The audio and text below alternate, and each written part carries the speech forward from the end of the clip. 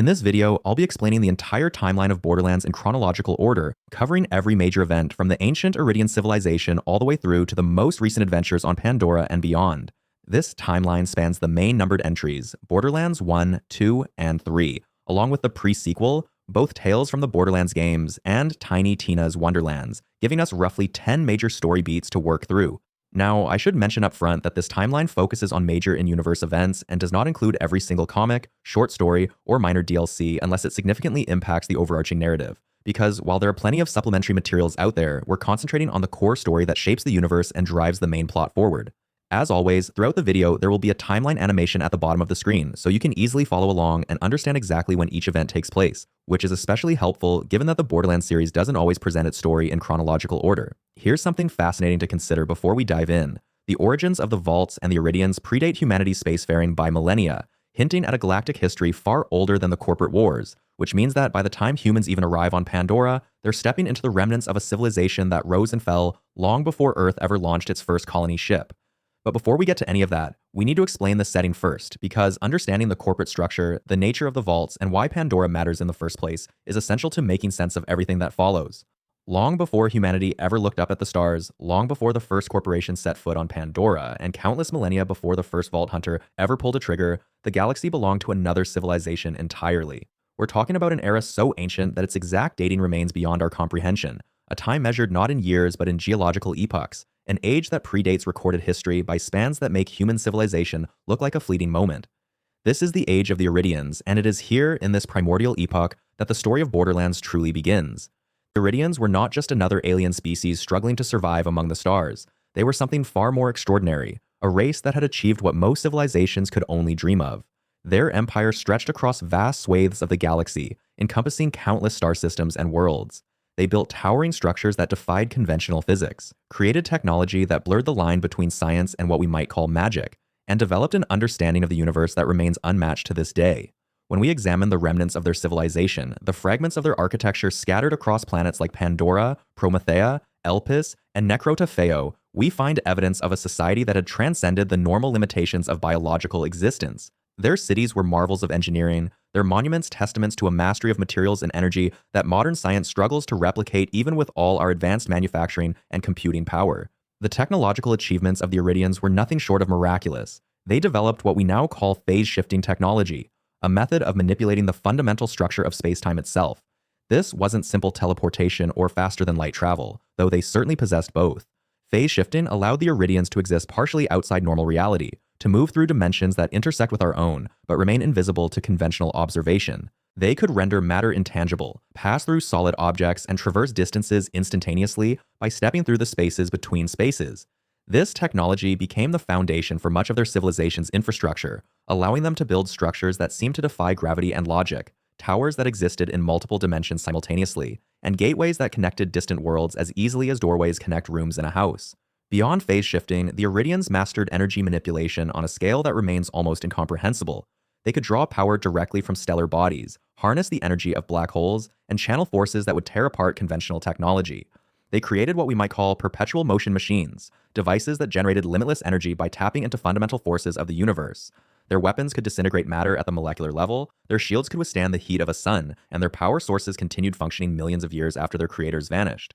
When modern scientists examine Eridian technology, they find materials that shouldn't exist according to our understanding of physics, energy signatures that violate thermodynamic laws, and construction techniques that seem to manipulate reality itself at the quantum level. But the Eridians' greatest discovery, the one that would ultimately define their civilization and seal their fate, came when they turned their attention beyond the boundaries of their own universe. Through methods that remain unclear, possibly through advanced mathematics or perhaps through their phase-shifting experiments, the Eridians discovered something that shattered their understanding of existence. They found evidence of the multiverse, the revelation that their reality was not the only reality, that countless parallel universes existed alongside their own, each with its own laws, its own history, its own possibilities. This discovery was not merely theoretical. The Eridians found ways to observe these alternate realities, to study them, and eventually to interact with them. They discovered that the boundaries between universes were not as solid as they appeared, that with sufficient knowledge and power, those boundaries could be crossed or even manipulated. It was during these explorations of the multiverse that the Eridians encountered the Watchers, entities that existed outside the normal flow of causality. The Watchers were not beings in the conventional sense. They were observers, guardians perhaps, entities that seem to exist across multiple timelines and realities simultaneously. They possess knowledge of events that had not yet occurred, understanding of possibilities that existed in potential but not in actuality. The exact nature of the Eridians' relationship with the Watchers remains mysterious, but evidence suggests that the Watchers served as guides or perhaps as warnings, showing the Eridians glimpses of what could be, of the dangers that lurked in the spaces between realities, of the consequences that came with manipulating the fundamental fabric of existence. Emboldened by their discoveries and armed with knowledge from the Watchers, the Eridians began to push the boundaries of what was possible even further.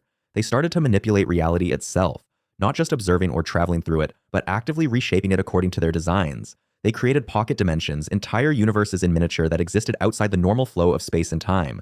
These pocket dimensions could be larger on the inside than the outside, could contain entire ecosystems compressed into spaces no larger than a room, could house technology and creatures that would be impossible in normal reality. The Eridians used these pocket dimensions for countless purposes, as laboratories for dangerous experiments, as storage facilities for powerful artifacts, as prisons for entities too dangerous to exist in the normal universe, and as testing grounds for technologies that might otherwise threaten their civilization. Within these pocket dimensions, the Eridians constructed artificial ecosystems of breathtaking complexity.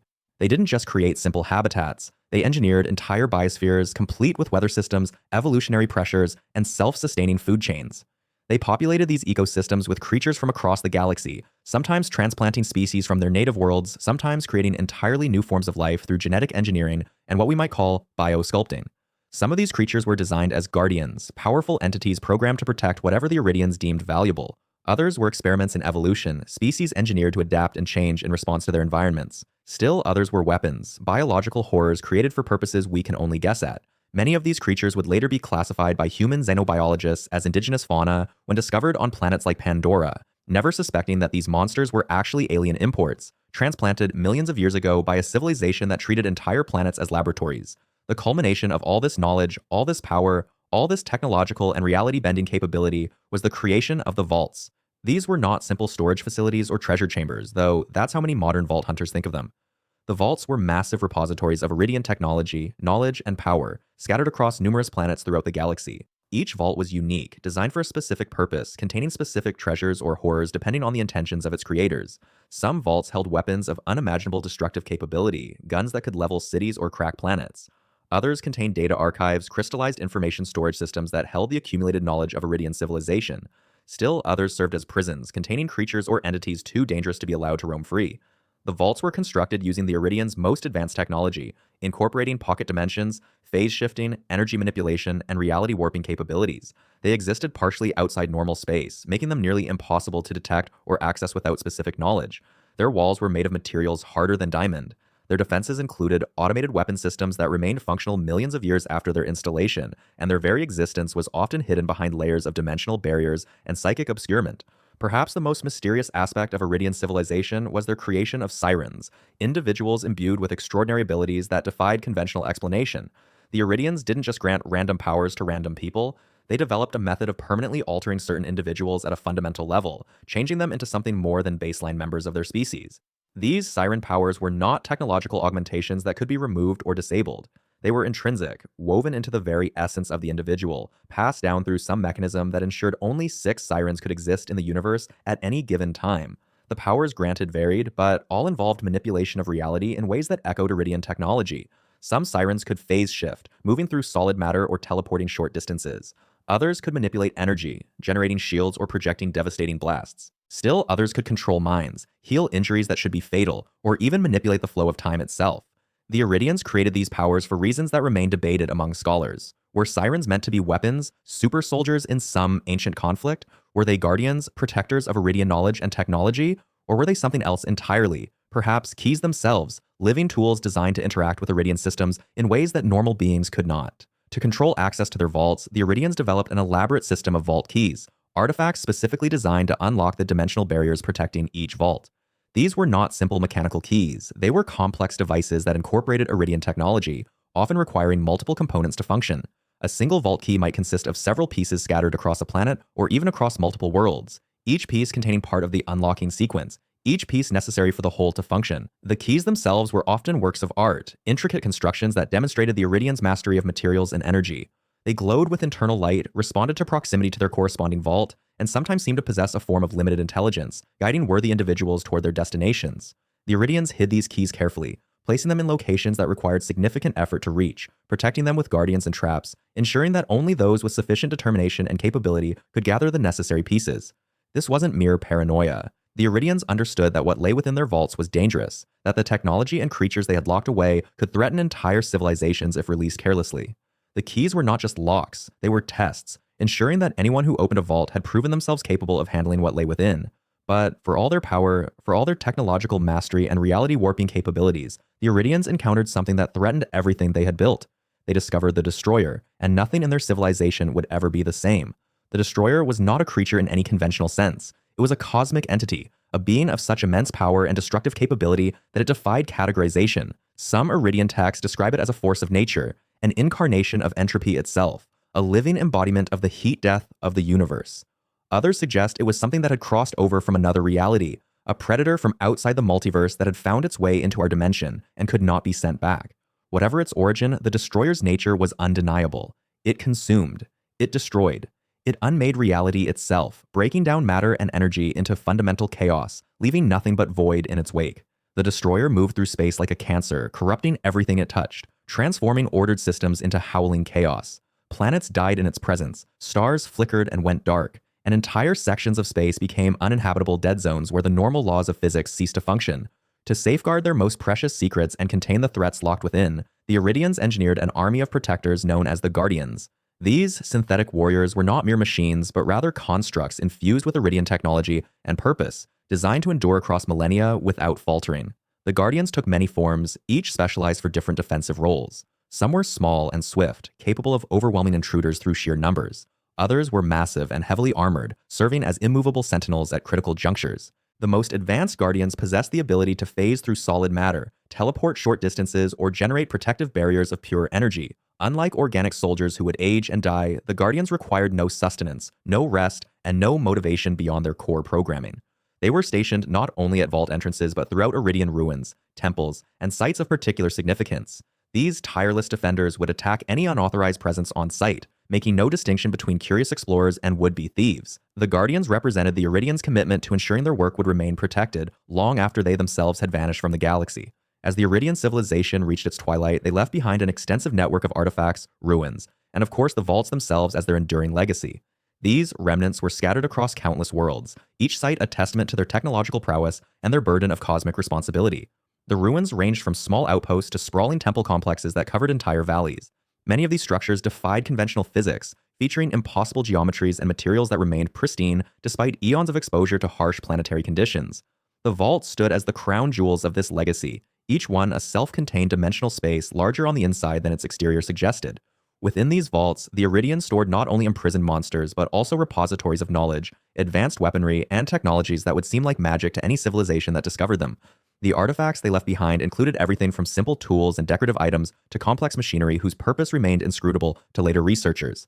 These relics possessed unusual properties, many of them resonating with energy signatures that defied analysis by conventional scientific instruments. The sheer scale of the Eridian legacy suggested a civilization that had achieved a level of advancement that few others could hope to match, yet they had chosen to leave it all behind. Within their ruins, the Eridians encoded warnings and prophecies, cryptic messages that hinted at future events and the ever-present possibility of the Destroyer's return. These warnings were not always obvious or easily interpreted. Some took the form of elaborate murals depicting cosmic battles and cataclysmic events. Others were embedded within the very architecture of their structures, revealing their messages only when viewed from specific angles or under particular lighting conditions. The prophecies spoke of cycles, of patterns that repeated across vast stretches of time. They warned of those who would seek to open the vaults for personal gain, ignorant of the consequences. They foretold of warriors who would rise to face the threats contained within, individuals marked by destiny or perhaps by the Eridians' own subtle manipulations of probability. The warnings were multi-layered, containing surface meanings accessible to primitive civilizations and deeper truths that only advanced societies could comprehend. Many of these prophecies reference the Destroyer specifically, describing its hunger, its power, and the devastation it would bring if ever fully released. The Eridians seem to have understood that their seals and prisons, however strong, might not hold forever. They anticipated that future generations would face the same threats they had struggled against, and they attempted to leave guidance for those who would inherit this terrible burden.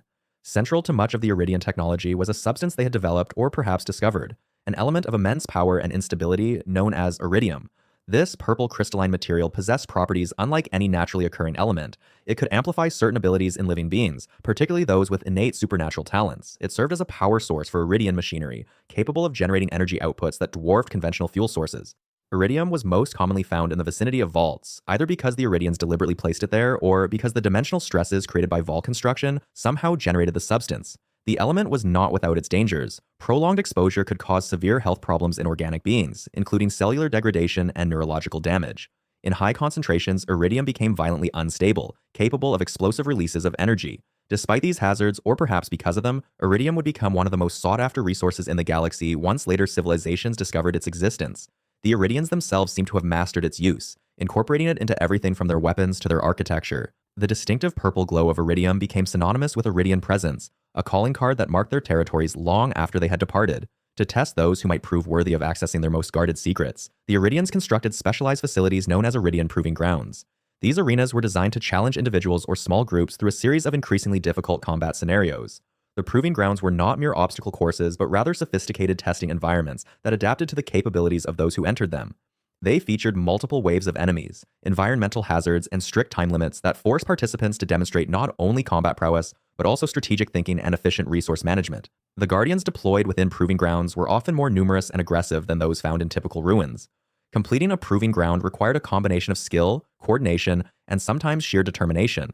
Those who succeeded were rewarded with access to caches of Eridian technology and weapons, suggesting that the Eridians intended these facilities as a meritocratic filter. Only those who proved themselves capable of handling the power contained within would be granted access to it. The Proving Grounds served another purpose as well, functioning as training facilities that would hone the abilities of future warriors who might be called upon to face threats similar to those the Eridians had confronted. The very existence of these testing grounds implied that the Eridians anticipated, or perhaps hoped, that other civilizations would rise to continue their work. The Eridians developed a complex system of communication and record-keeping through what later researchers would call Eridian writing. This language was far more than simple text. It functioned simultaneously as a linguistic system, a data storage method, and in some cases, a form of programming code for their technology. Eridian writing appeared throughout their ruins, glowing with soft luminescence, the characters seeming to shift and rearrange themselves when observed from different angles. The language operated on multiple levels of meaning, with individual glyphs containing layers of information that could only be fully understood when considering their relationship to surrounding symbols and the broader context of their placement. Learning to read Eridian writing was a monumental challenge for later civilizations. The language did not translate easily into other linguistic frameworks, as it incorporated concepts and ideas that had no equivalent in the vocabularies of younger species. Some glyphs represented not just words or ideas, but entire processes or philosophical concepts. Others served as keys, literal and metaphorical, that could activate Eridian machinery or unlock sealed chambers when properly understood and interpreted. The Eridians scattered their writing extensively, creating what amounted to a vast library distributed across multiple worlds. Those who dedicated themselves to learning this language gained access to historical records, technical specifications, and philosophical treatises that offered glimpses into the Eridian worldview and their understanding of the cosmos. Despite their power and advanced technology, the Eridian civilization eventually collapsed or disappeared entirely, leaving behind only their creations to mark their passage through history. The end came not with fanfare, but with silence. One era, they were a thriving galactic civilization, and then they were gone, as if they had simply stepped out of reality itself. Their cities stood empty, their machines dormant, their guardians continuing their eternal vigil over sites whose creators would never return. The disappearance was remarkably complete. Unlike civilizations that decline gradually, leaving behind survivors and successor states, the Eridians seemed to have vanished all at once, across all the worlds they had inhabited. There were no mass graves, no signs of warfare or plague, no indication of the gradual decay that typically accompanies societal collapse. Their structures remained intact, their technology still functional, but the Eridians themselves were simply absent. This sudden and total disappearance would puzzle researchers for generations to come, spawning countless theories and investigations. The exact cause of the Eridian disappearance remains one of the great mysteries of the galaxy, with various theories proposed but none definitively proven. Some scholars speculated that the Eridians had destroyed themselves, perhaps through internal conflict or through some catastrophic accident involving their own technology. The immense power they wielded could easily have been turned toward destructive ends, and it was not impossible to imagine a scenario in which they had annihilated themselves in a war so complete that it left no trace. Others proposed that the Eridians had achieved some form of transcendence, evolving beyond physical form into beings of pure energy or consciousness. This theory found support in some of the more esoteric Eridian writings, which spoke of transformation and ascension to higher planes of existence. Perhaps the Eridians had simply outgrown their physical bodies and the material universe, choosing to move on to something beyond mortal comprehension. A third possibility, and perhaps the most tragic, was that the Eridians had made a final sacrifice. Having imprisoned the destroyer and sealed away numerous other threats, they might have realized that their continued existence posed a risk. Perhaps they feared that their knowledge and power could be misused by others, or that their presence might somehow weaken the seals they had created. In this interpretation, the Eridians chose to remove themselves from existence entirely, ensuring that their work would endure, but that they themselves could never become a liability. Each theory had its adherents, but the truth remained elusive, hidden in the same shadows that had swallowed the Eridians themselves. Among the many wonders they left behind were devices known as Eridian fabricators, remarkable machines capable of generating Eridian weapons and gear. These fabricators were rare finds, highly prized by those fortunate enough to discover them. The devices operated on principles that seemed to blur the line between technology and magic, drawing upon dimensional energies to literally construct items from raw potential. A fabricator could produce weapons of extraordinary power, each one unique and imbued with properties that conventional manufacturing could never replicate. The gear created by fabricators often incorporated iridium into its construction, giving it enhanced capabilities and unusual effects. Operating a fabricator required resources, typically iridium itself, which the device consumed in the creation process. The weapons and items produced were not always predictable. The fabricators seemed to possess an element of randomness, or perhaps they were responding to variables that their users could not perceive. Two activations of the same fabricator might produce entirely different results, adding an element of chance to their use. These devices represented the Eridians' mastery over matter and energy, their ability to encode complex designs into machines that could reproduce them indefinitely. The fabricators ensured that Eridian technology would continue to proliferate long after its creators had vanished, seeding the galaxy with weapons and tools that bore their distinctive mark. The Eridians' influence extended beyond their deliberate creations, subtly shaping the evolution of life on various planets, including Pandora. This influence was not always obvious or direct, but evidence suggested that the Eridians had engaged in a form of long-term biological engineering or guidance. On worlds where they had maintained a significant presence, native life forms often displayed unusual characteristics, abilities that seemed to defy normal evolutionary pressures. Some creatures possessed innate resistances to iridium exposure, suggesting generations of adaptation to its presence. Others displayed behaviors that seemed almost purposeful, as if responding to programming embedded deep within their genetic code. On Pandora specifically, the native fauna exhibited remarkable diversity and aggression, traits that some researchers attributed to Eridian manipulation of the planetary ecosystem. The Eridians might have been cultivating these worlds, preparing them for some future purpose, or simply conducting vast biological experiments across cosmic timescales. Their influence on evolution was subtle enough that it could be mistaken for natural processes, yet consistent enough that patterns emerged when examining multiple worlds. This biological legacy meant that the Eridians had shaped not just the physical landscape of the galaxy, but its living inhabitants as well, ensuring their impact would persist through the very genes of countless species. As millennia passed and new civilizations arose, the Eridians' legacy transformed into myths and legends, stories passed down through generations with varying degrees of accuracy. To these younger species, the Eridians became figures of almost divine status, ancient precursors who had wielded godlike power. Their ruins were regarded with a mixture of reverence and fear, places of great danger but also great opportunity. The vaults, in particular, became the stuff of legend, with tales speaking of unimaginable treasures and power waiting for those brave or foolish enough to seek them out. These legends often contained kernels of truth buried beneath layers of embellishment and misunderstanding. Stories of the Destroyer became myths of world-eating monsters. Accounts of Eridian technology transformed into tales of magical artifacts. The Guardians were remembered as demons or golems, depending on the cultural context. Some civilizations worshipped the Eridians as gods, building their own religions around the scattered remnants of Eridian culture. Others viewed them as cautionary tales, examples of a civilization that had reached too far and paid the ultimate price. The legends served to keep the memory of the Eridians alive, even if that memory was distorted by time and retelling.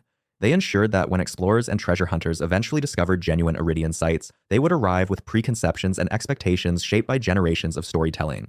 The Eridians had become myth, but myths have power, and their legend would draw countless individuals to seek out the truth behind the stories, setting in motion events that would shape the future of the galaxy. Fast forward thousands upon thousands of years from the fall of the Eridians, the galaxy looks very different now. Humanity, having long since left the cradle of Earth, has spread across the stars in what historians would come to call the Great Expansion, taking place centuries before the events of the first Borderlands game. This era of exploration and colonization wasn't driven by noble scientific curiosity or peaceful discovery. Instead, it was fueled by something far more familiar to human nature: greed, ambition, and the ruthless pursuit of profit. As mankind ventured deeper into space, traditional governments found themselves unable to maintain control over the vast distances between star systems. Into this power vacuum stepped the mega corporations, massive business entities that wielded more influence than any nation-state ever had. These weren't just companies in the traditional sense. They were economic empires with private armies, entire fleets of spacecraft, and the technological might to terraform planets and strip them of resources. The largest and most powerful of these corporations included Atlas, a weapons manufacturer and military contractor that prided itself on precision and reliability. Hyperion, a technology conglomerate obsessed with order and control, specialized in everything from shield technology to satellite systems. Malawan focused on elemental weapon technology and energy research, creating firearms that could freeze, burn, corrode, or electrocute targets with equal efficiency. And Dahl, perhaps the most aggressive of the major players, built its empire on mining operations and resource extraction, willing to go anywhere and exploit anything if it meant turning a profit. These corporations didn't just compete in the marketplace.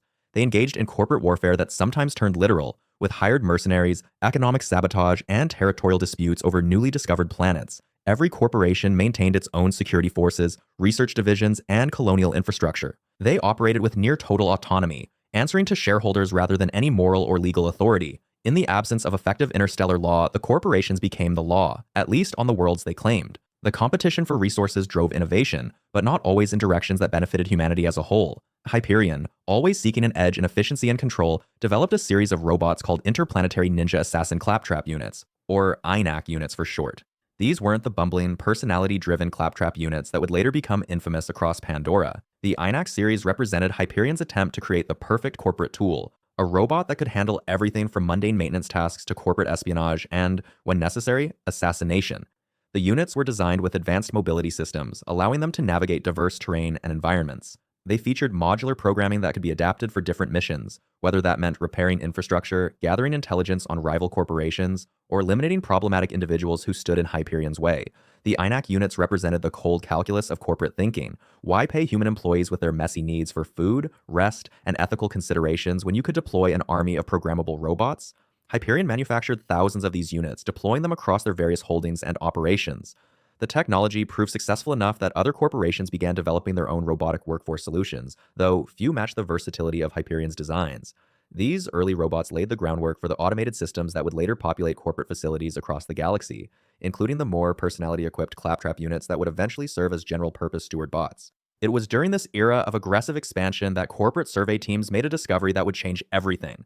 Deep in an unexplored region of space, scouts from multiple corporations nearly simultaneously detected a planet that initial scans suggested was extraordinarily rich in mineral resources. This planet, which would come to be known as Pandora, appeared to be a veritable treasure trove. Early spectral analysis indicated the presence of rare earth elements, heavy metals, and unusual energy signatures that didn't match anything in existing databases. The planet's crust seemed to contain deposits of materials that could revolutionize manufacturing, weapons development, and energy production. Multiple corporations immediately filed competing territorial claims, but Dahl moved fastest and most aggressively. Using a combination of legal maneuvering, strategic bribery, and thinly veiled threats, Dahl secured primary exploitation rights to Pandora. The corporation's executives saw this as the opportunity of a lifetime, a chance to establish a monopoly on resources that could make Dahl the dominant power in the galaxy. They committed enormous capital to the Pandora operation, viewing it as an investment that would pay dividends for generations. Dahl's approach to colonization was brutally efficient and morally bankrupt. Rather than recruiting expensive skilled labor or investing in automation, the corporation lobbied for and received permission to use convict labor. Prisons across human-controlled space were overflowing, and Dahl offered a solution. Convicts would be transported to Pandora to work off their sentences in the mines. The corporation framed this as a humanitarian effort, giving criminals a chance at redemption through hard work. The reality was far darker. Dahl had secured an endless supply of expendable workers who could be pushed to the brink of survival without the corporation facing any meaningful consequences. The first waves of convict laborers arrived on Pandora in massive prison ships. Thousands of men and women shackled and processed like cargo. Many of these prisoners were guilty of nothing more than minor infractions or had been victims of corrupt legal systems. Others were hardened criminals, violent offenders who would bring their own chaos to Pandora's already hostile environment. Dahl didn't particularly care about the distinction. Every convict represented a unit of labor, a resource to be exploited until they either completed their sentence, died, or became too damaged to work. The initial surveys had painted Pandora as a mineral paradise, and Dahl's geologists reported finding traces of an unusual element they cataloged as iridium. The name came from the strange alien structures scattered across the planet's surface, ruins that clearly indicated the presence of an ancient civilization. The corporation's scientists didn't fully understand what iridium was or what it could do, but the energy signatures it produced suggested enormous potential. Early projections estimated that Pandora's iridium deposits alone could be worth trillions of dollars, enough to make Dahl the wealthiest corporation in human space. Based on these optimistic assessments, Dahl committed to a massive construction effort. The corporation built extensive mining facilities across Pandora's surface, establishing operations in multiple biomes and regions. Massive drilling rigs were erected, capable of penetrating deep into the planet's crust. Processing plants were constructed to refine whatever ores and minerals the mines produced. Refineries, smelters, and manufacturing facilities sprouted up, creating an industrial infrastructure that scarred Pandora's landscape. The corporation even established what would eventually become the Crimson Lance headquarters, a massive military installation designed to protect Dahl's interests and maintain order among the convict workforce. The construction effort required enormous resources and coordination. Dahl transported prefabricated structures from off-world, assembled them on Pandora, and connected them with roads, railways, and communication networks. Power plants were built to keep everything running. Barracks and containment facilities were erected to house the convict laborers. Guard towers and automated defense systems were installed to prevent escapes and maintain security. The corporation essentially built a planet-wide prison industrial complex, all in service of extracting Pandora's supposed wealth. The penal labor system Dahl implemented was ruthlessly efficient and deliberately cruel. Convicts worked 12 to 16-hour shifts in the mines, often in extreme temperatures and hazardous conditions. Safety protocols were minimal, viewed as unnecessary expenses that cut into profit margins.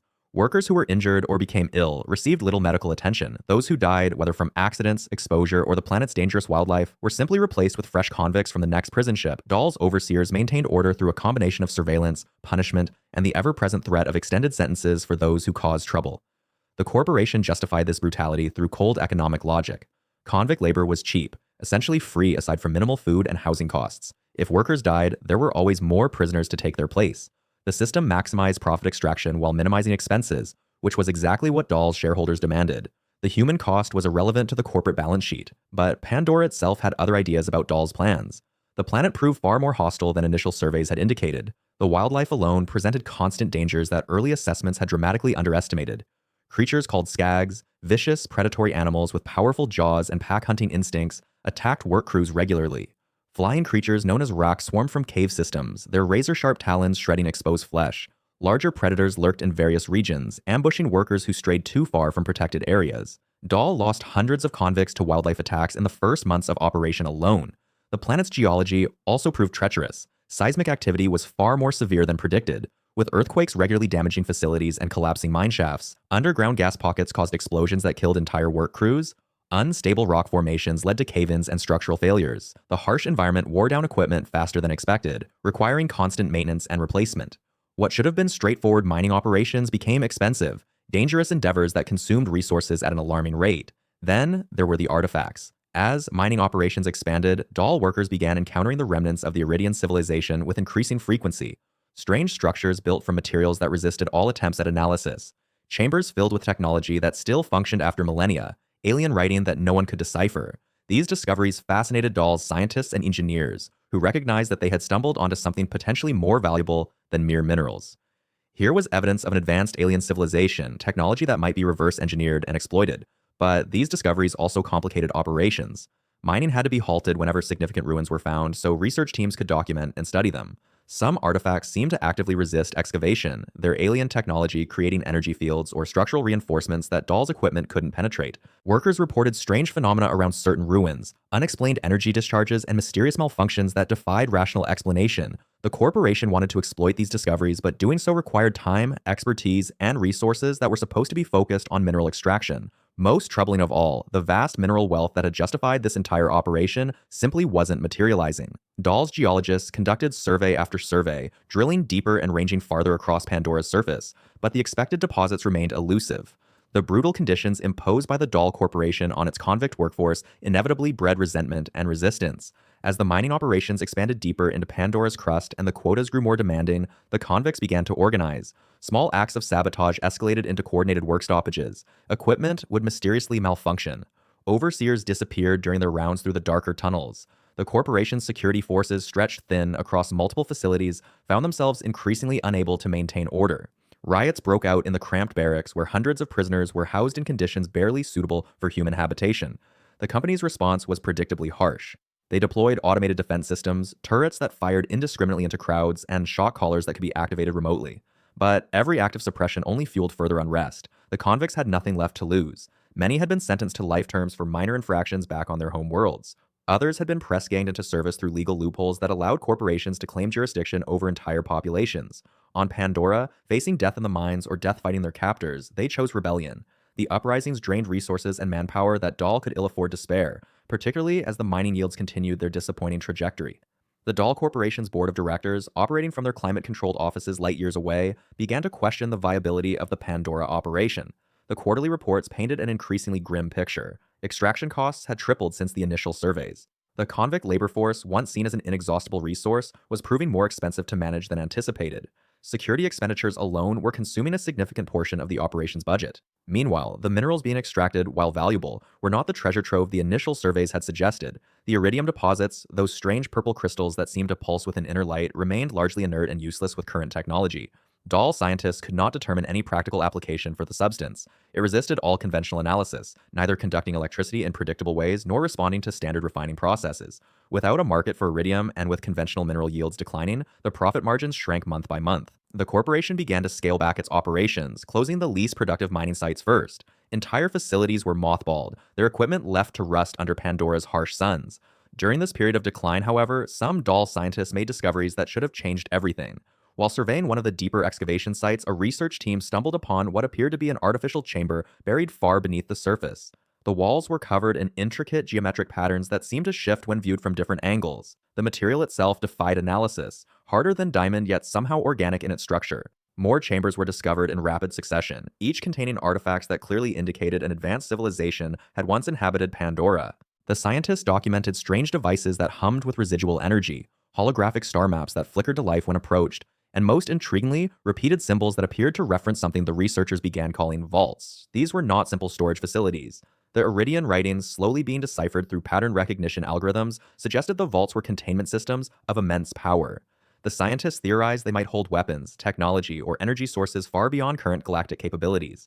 They prepared detailed reports and sent urgent communications to Dahl headquarters, certain that these findings would justify continued investment in the Pandora operation, but the information was suppressed almost immediately upon reaching the corporate offices. The executives who reviewed the reports were not scientists. They were businessmen concerned with quarterly earnings and shareholder value. The Eridian discoveries represented an unknown variable, something that could not be easily quantified or monetized. Worse, they threatened to complicate the planned withdrawal from Pandora. If word of an ancient alien civilization and potentially valuable vaults reached the wider galaxy, other corporations might stake claims to the planet. Legal battles would ensue. Regulatory bodies might get involved. The Atlas Corporation, Dahl's primary competitor, would certainly attempt to muscle in on any potential discoveries. The Dahl board made a calculated decision. They would bury the information, at least temporarily, until they could determine how to exploit it without attracting unwanted attention. The scientists on Pandora were ordered to cease their investigations and focus on winding down the mining operations. Many of the researchers protested, arguing that they were on the verge of major breakthroughs.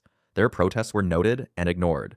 Some of the more persistent scientists found their contracts terminated and their access to the dig sites revoked. The decision to abandon Pandora entirely came swiftly once it was made.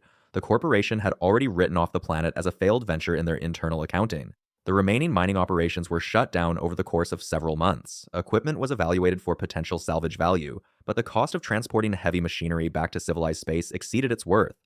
The infrastructure that Dahl had spent years constructing, the refineries and processing plants, the communications arrays and power generators, all of it would be left behind. The convict laborers presented a thornier problem. Legally, they were still under Dahl's custody, sentenced to work off their terms through corporate service.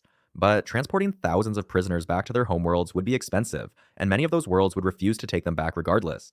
The corporation's legal team found a convenient loophole. Pandora was technically outside the jurisdiction of most galactic laws. If the prisoners were simply left behind, abandoned along with the infrastructure, Dahl could claim they had fulfilled their legal obligations by providing the means for survival. The fact that Pandora was a death world crawling with hostile creatures was, in the corporation's view, not their concern once the withdrawal was complete. Before their final departure, Dahl executives issued a comprehensive order to destroy sensitive data and research related to the Eridians and the vaults. Hard drives were wiped using military-grade deletion protocols. Physical documents were incinerated. The scientists who had worked on the Eridian research were required to sign non-disclosure agreements backed by severe legal penalties. Some of the more damning evidence was simply loaded onto shuttles and jettisoned into space, left to burn up in Pandora's atmosphere or drift into the void. The corporation wanted no paper trail that could link them to the discoveries or be used against them in future legal proceedings.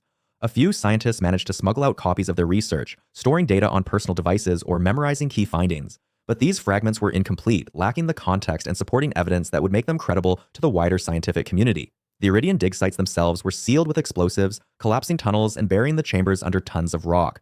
Dahl told themselves they were protecting valuable discoveries for future exploitation. In reality, they were ensuring that no one else could benefit from what they had found, but failed to understand. The abandoned Dahl infrastructure quickly fell into disrepair. Without maintenance crews to service the equipment, the harsh environment of Pandora took its toll. Sandstorms scoured the paint from buildings and clogged delicate machinery. The native fauna, always aggressive, began to reclaim the facilities. Skags nested in the warehouses, their acidic waste eating through metal floors. Rock colonies roosted in the high ceilings of processing plants, their droppings corroding support beams. Varkids laid their eggs in the warm spaces near still-functioning power cores, their larvae burrowing through wiring and causing cascading system failures. The automated defense systems, left active in some facilities, continued to target anything that moved, creating deadly zones that even the wildlife learned to avoid. Entire complexes became death traps, their corridors patrolled by malfunctioning security robots that could not distinguish between intruders and former employees. The once gleaming symbols of corporate power became rusted monuments to hubris, slowly being consumed by the planet they had tried to exploit. The former Dahl convicts, now stranded on this hostile world, faced a stark choice between cooperation and competition. Some attempted to maintain the social structures that had existed during their imprisonment, forming organized groups that pooled resources and defended territory collectively. But the majority descended into tribalism and violence. Bandit factions emerged, each with its own brutal hierarchy and twisted code of conduct. They scavenged the abandoned facilities for weapons, ammunition, and anything that could be traded or used for survival. The strongest and most ruthless individuals became gang leaders, ruling through intimidation and force. These early bandit clans established territories around the most valuable ruins, fighting bloody wars over access to functioning power sources or stockpiles of supplies. They developed their own savage culture, one that glorified violence and mocked the corporate authority that had once controlled them. Makeshift settlements sprang up in the ruins, chaotic sprawls of scrap metal and desperation. The bandits painted their vehicles with garish colors and decorated their armor with the bones of their enemies. They created their own slang, their own rituals, their own reasons for living in a world that seemed designed to kill them. The power vacuum left by Dahl's departure created an environment of absolute lawlessness. With no corporate security forces to maintain even the pretense of order, Pandora became a place where might made right and survival was the only law that mattered. The various bandit factions warred constantly, their conflicts driven by territorial disputes, resource scarcity, and simple bloodlust. But they also had to contend with the planet's wildlife, which remained as deadly as ever. The balance of power shifted constantly. A gang that controlled a valuable water source one week might be wiped out by a skag migration the next. Alliances formed and dissolved based on immediate necessity. Betrayal was not just common, but expected. The few individuals who tried to maintain some semblance of civilization, who attempted to establish trade or peaceful coexistence, were quickly killed or forced to adapt to the brutal reality of Pandoran life. The existence of the vaults and the true nature of the Eridian civilization remained largely unknown to the wider galaxy after Dahl's withdrawal. The corporation's suppression of information had been remarkably effective. A few rumors circulated in academic circles, whispers of an ancient alien race that had once inhabited the Outer Rim worlds. But without hard evidence or corporate backing, these theories were dismissed as speculation. The fragments of research that had been smuggled off Pandora by disgruntled scientists were too incomplete to be convincing. When presented to universities or research institutions, they were filed away as interesting but unverifiable. The galactic community, focused on the ongoing corporate wars and the expansion of human civilization into new territories, had little interest in unconfirmed reports of alien ruins on a backwater planet that had already proven economically unviable. Pandora itself became synonymous with danger and lawlessness throughout the settled systems. Spacers told stories of the Death World in the Outer Rim, a place where corporations sent convicts to die and where only the most desperate or foolish would venture. The planet appeared on star charts with warning labels, classified as hostile and unsuitable for colonization. Legitimate shipping lanes gave it a wide berth. But this reputation also attracted a certain type of individual. Outlaws fleeing justice found that Pandora offered a refuge where no law enforcement would follow. Pirates used the planet as a base of operations, knowing that corporate security forces would not risk their ships in Pandoran space. Those seeking to escape the rigid control of the megacorporations, people who wanted to live outside the system entirely, saw Pandora as a frontier where they could forge their own destiny, however brutal that might be. And yet, despite Dahl's best efforts to bury the truth, whispers and legends of a hidden vault on Pandora began to circulate among the galaxy's fringe elements. Smugglers and information brokers traded rumors in dimly lit bars on remote space stations. Some spoke of ancient alien technology that could make a person rich beyond measure. Others claimed the vault contained weapons capable of destroying entire fleets. A few insisted it held the key to immortality or godlike power. The stories were contradictory and fantastical, but they shared a common thread. Somewhere on Pandora, buried beneath the sand in the ruins, lay something of immense value, something worth risking your life to find. These legends attracted treasure hunters and fortune seekers, people willing to brave the planet's dangers for even a chance at the vault's rumored rewards. Most died within days of landing, killed by bandits or wildlife before they could begin their search. But their deaths only added to the mythology, proof that Pandora held secrets dangerous enough to kill for. The vault became a siren song, calling to the desperate and the ambitious across the galaxy, promising power and riches to anyone bold or foolish enough to seek it out. Long before the first Vault Hunters set foot on Pandora's crimson soil, long before the corporations carved up the stars, another civilization walked among the planets. Years before the events of Borderlands 1, in an era so distant it exists only in fragments and whispers, the Eridians held dominion over vast stretches of the galaxy. These ancient aliens, whose true nature remains shrouded in mystery, possessed technology so advanced it would appear as magic to those who would later discover their remnants. The Eridians were builders on a cosmic scale, architects of wonders that defied comprehension, and they left behind structures that would endure for millennia after their civilization vanished. Among the Eridians' most significant and enigmatic creations were the vaults, massive repositories scattered across multiple worlds throughout the galaxy. These were not simple treasure chambers or storage facilities. The vaults served a far more critical purpose. They were prisons, containment vessels designed to hold entities of tremendous power and danger, beings that posed existential threats to life itself. The Eridians, for reasons that remain unclear, chose not to destroy these creatures but instead to seal them away, perhaps believing that extinction was too final a solution, or perhaps recognizing that these beings were too powerful to be truly killed. One such vault was constructed on a planet that would eventually be named Pandora, buried deep beneath its surface, waiting in silence. The construction of each vault represented an extraordinary feat of engineering and what might be called mystical technology. The Eridians didn't simply build walls and doors, they wove together science and something that transcended conventional understanding, creating barriers that existed across multiple dimensions, locks that required specific conditions and artifacts to open. The architecture itself seemed to defy physics, with materials that neither corroded nor weakened across the vast spans of time. Inside these vaults, the imprisoned entities remained in stasis, their power contained but not diminished, sleeping but not truly dormant. Knowing that their civilization would not last forever, or perhaps foreseeing their own extinction, the Eridians left behind a complex network of clues and artifacts. These weren't straightforward instructions or warning signs. The Eridians communicated through symbols carved into stone, through holographic recordings that activated only under specific conditions, through technology that responded to particular genetic markers or energy signatures. They scattered fragments of knowledge across planets, creating a puzzle that would require immense effort and intelligence to solve. Among the most important of these artifacts were the vault keys, physical objects imbued with Eridian technology that served as the only means of accessing the vaults themselves. Each vault key was unique, attuned to its specific vault, and the Eridians ensured these keys would not be easily found or used. Some were hidden in temples that required solving elaborate puzzles to access. Others were broken into pieces and scattered across vast distances. The keys themselves were marvels of alien engineering, objects that seemed to shift and change, that glowed with inner light, that responded to the presence of Eridian technology.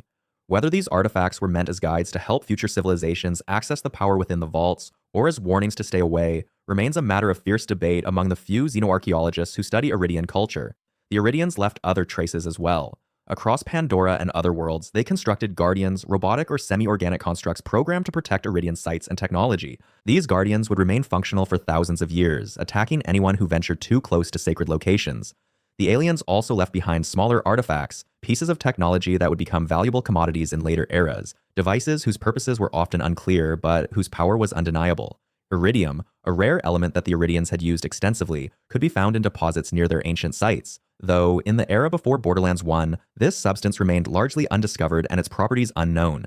Then, as mysteriously as they had risen to prominence, the Eridians vanished. No records explain what happened to them. No bodies were ever found. Their cities stood empty, their technology silent, their vaults sealed.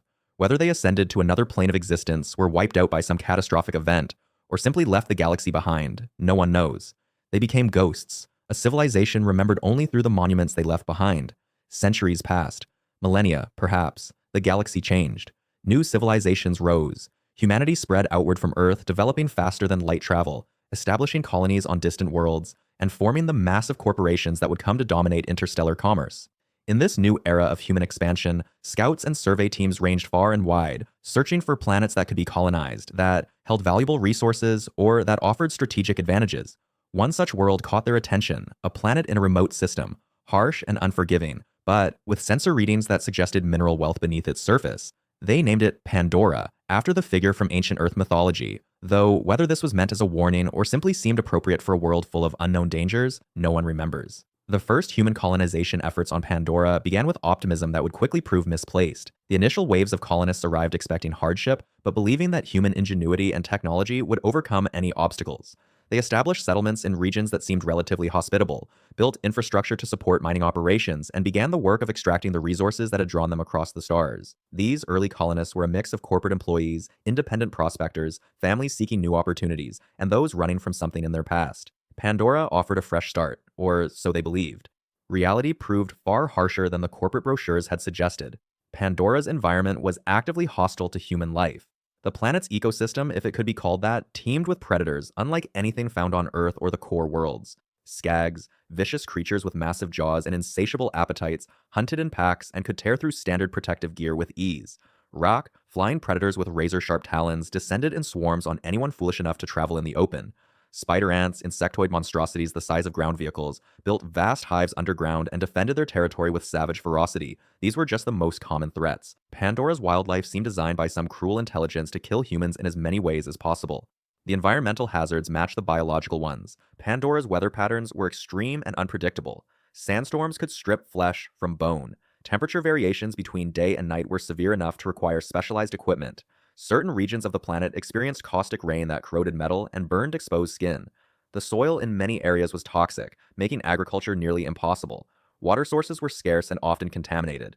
The planet seemed determined to reject human presence, to scour away the colonies like an immune system attacking an infection. The corporations that had funded the colonization efforts quickly realized that Pandora was not going to provide the returns they had anticipated. The mining operations that were supposed to extract valuable minerals found the work far more difficult and dangerous than projected. Equipment broke down constantly in Pandora's harsh conditions. Workers died at alarming rates. The costs of maintaining supply lines to such a remote and hostile world rapidly exceeded any potential profits.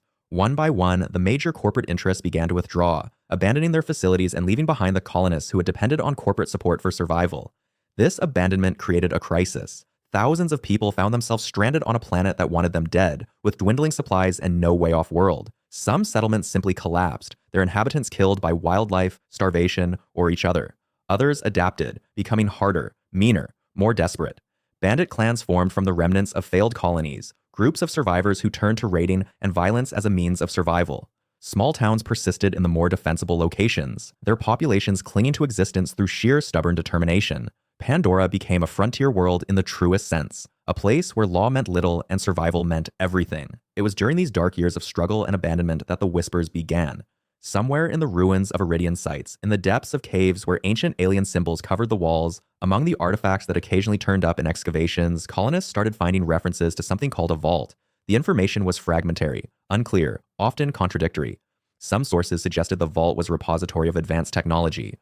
Others hinted at weapons of unimaginable power. Still others spoke of treasures beyond measure, enough wealth to buy entire star systems. The legends grew in the telling as legends do. In the bars and settlements scattered across Pandora's surface, survivors shared stories they had heard, added embellishments, speculated about what the vault might contain. Some claimed to have seen Eridian writings that described the vault's location. Others said they had found pieces of a key that would open it. A few insisted they had encountered alien guardians protecting vault-related sites, barely escaping with their lives. Whether any of these tales were true hardly mattered. The idea of the vault took on a life of its own. For people trapped on a dying world, for colonists who had lost everything, the vault represented hope. It became a legend of salvation, a promise that all the suffering might have meaning, that Pandora might hold something valuable enough to justify the countless deaths and the years of hardship. The tales of immense power and riches within the vault spread beyond Pandora itself, carried by the few ships that still made the journey to and from the planet, transmitted through the extranet to the wider galaxy. And wherever these stories went, they attracted a particular type of person. Vault hunters. That's what they came to be called. These were individuals drawn to Pandora specifically by the legends of the vault. Fortune seekers willing to risk everything for a chance at the ultimate prize. They came from all walks of life and all corners of human space. Some were mercenaries, soldiers of fortune with the combat skills to survive Pandora's dangers. Others were treasure hunters, archaeologists gone rogue, or corporate agents pursuing leads their employers had abandoned. Many were simply desperate, people with nothing left to lose who saw the vault as their last chance at something better. These early vault hunters faced incredible odds. Most died within days of arriving on Pandora, killed by wildlife, bandits, or the environment before they even began their search. Those who survived longer found that locating the vault was far more difficult than the legend suggested. Pandora was an entire planet, and the Eridian clues were scattered, cryptic, and often deadly to access. Still, they kept coming, drawn by greed, ambition, desperation, or simple curiosity. The Vault Hunters became a fixture of Pandora's culture, a recognized category of person, though whether they were seen as heroes, fools, or something in between depended on who you asked. Among the many entities that took notice of the Vault legends, one stood out for its resources and its ruthless efficiency. Atlas Corporation, one of the largest and most powerful interstellar corporations in human space, had maintained a minimal presence on Pandora even after the initial colonization efforts failed. Atlas specialized in weapons manufacturing and military technology, and the corporation had researchers who understood the potential value of Eridian artifacts. When Atlas's Xenoarchaeology division compiled enough evidence to confirm that the vault was real, that it existed somewhere on Pandora, and that it likely contained technology far beyond current human capabilities, the corporation's leadership made a decision. Atlas would secure the vault, whatever the cost. As the Crimson Lance cemented their presence, their methodical approach to excavation and search across Pandora intensified. Their operations, however, were far from smooth. The untamed wilderness of Pandora was a constant adversary, with its indigenous fauna proving to be far more aggressive and territorial than Atlas Corporation's initial intelligence reports had suggested. Skags, rak, and spider ants, creatures that independent prospectors had long learned to avoid or exploit, became significant obstacles for the disciplined but often inflexible Lance. These clashes weren't just isolated skirmishes. They were a daily grind, chipping away at morale and resources. Beyond the wildlife, the Lance also faced an equally formidable, if less predictable, foe: the local bandit populations. These loosely organized but fiercely independent groups, ranging from the deranged psychos to the more organized marauders, saw the Crimson Lance as an invasion of their territory and a prime target for plunder. Ambushes, sabotage of supply lines, and direct assaults on Lance outposts became commonplace, forcing the highly trained soldiers to adapt to a form of guerrilla warfare they were ill-prepared for. Simultaneously, even as the Crimson Lance carved out their foothold, Pandora continued to draw individuals with a singular, overriding ambition: to find the vault. These were the early Vault Hunters, a diverse array of adventurers, mercenaries, and treasure seekers who arrived on Pandora independently, each driven by rumors, legends, or simply the allure of unimaginable riches. Unlike the organized military force of the Crimson Lance, these early Vault Hunters operated largely alone or in small ad hoc groups. Their motivations varied widely, from the pure pursuit of wealth to the desire for fame, or even a desperate hope for a new beginning on a lawless world. They were the trailblazers, the first wave of true fortune seekers to brave Pandora's truly inhospitable landscape. These pioneering Vault Hunters faced an onslaught of challenges that would have broken lesser individuals. Pandora's harsh environment was a constant test of endurance. The planet's arid wastes, corrosive bogs, and volatile weather patterns, including the infamous acid rain, demanded constant vigilance and adaptability. Survival often hinged on resourcefulness, the ability to scavenge for food, water, and shelter in a world that offered little in the way of comfort. Beyond the environmental hazards, the planet's dangerous creatures were a perpetual threat. Unlike the Crimson Lance, who could call upon air support and heavy weaponry, these early Vault Hunters often relied on their wits, their limited gear, and their individual combat prowess to survive encounters with the planet's apex predators. But perhaps the most insidious challenge came from their own kind: rival treasure seekers. The promise of the vault was so immense that it bred intense competition, leading to betrayals, ambushes, and outright warfare between competing Vault Hunter factions. Trust was a luxury few could afford, and a quick trigger finger was often the best defense against those who sought to claim your spoils, or even your life. Amidst this chaotic scramble, the Crimson Lance, under the unwavering command of Commander Steele, relentlessly pursued their objective: to secure the vault for the Atlas Corporation. Steele, a woman of steely resolve and unyielding ambition, saw Pandora not as a world to be explored, but as a resource to be conquered. She drove her troops with an almost fanatical zeal, convinced that the vault held the key to Atlas's ultimate dominance. Her methods were often brutal, her orders absolute.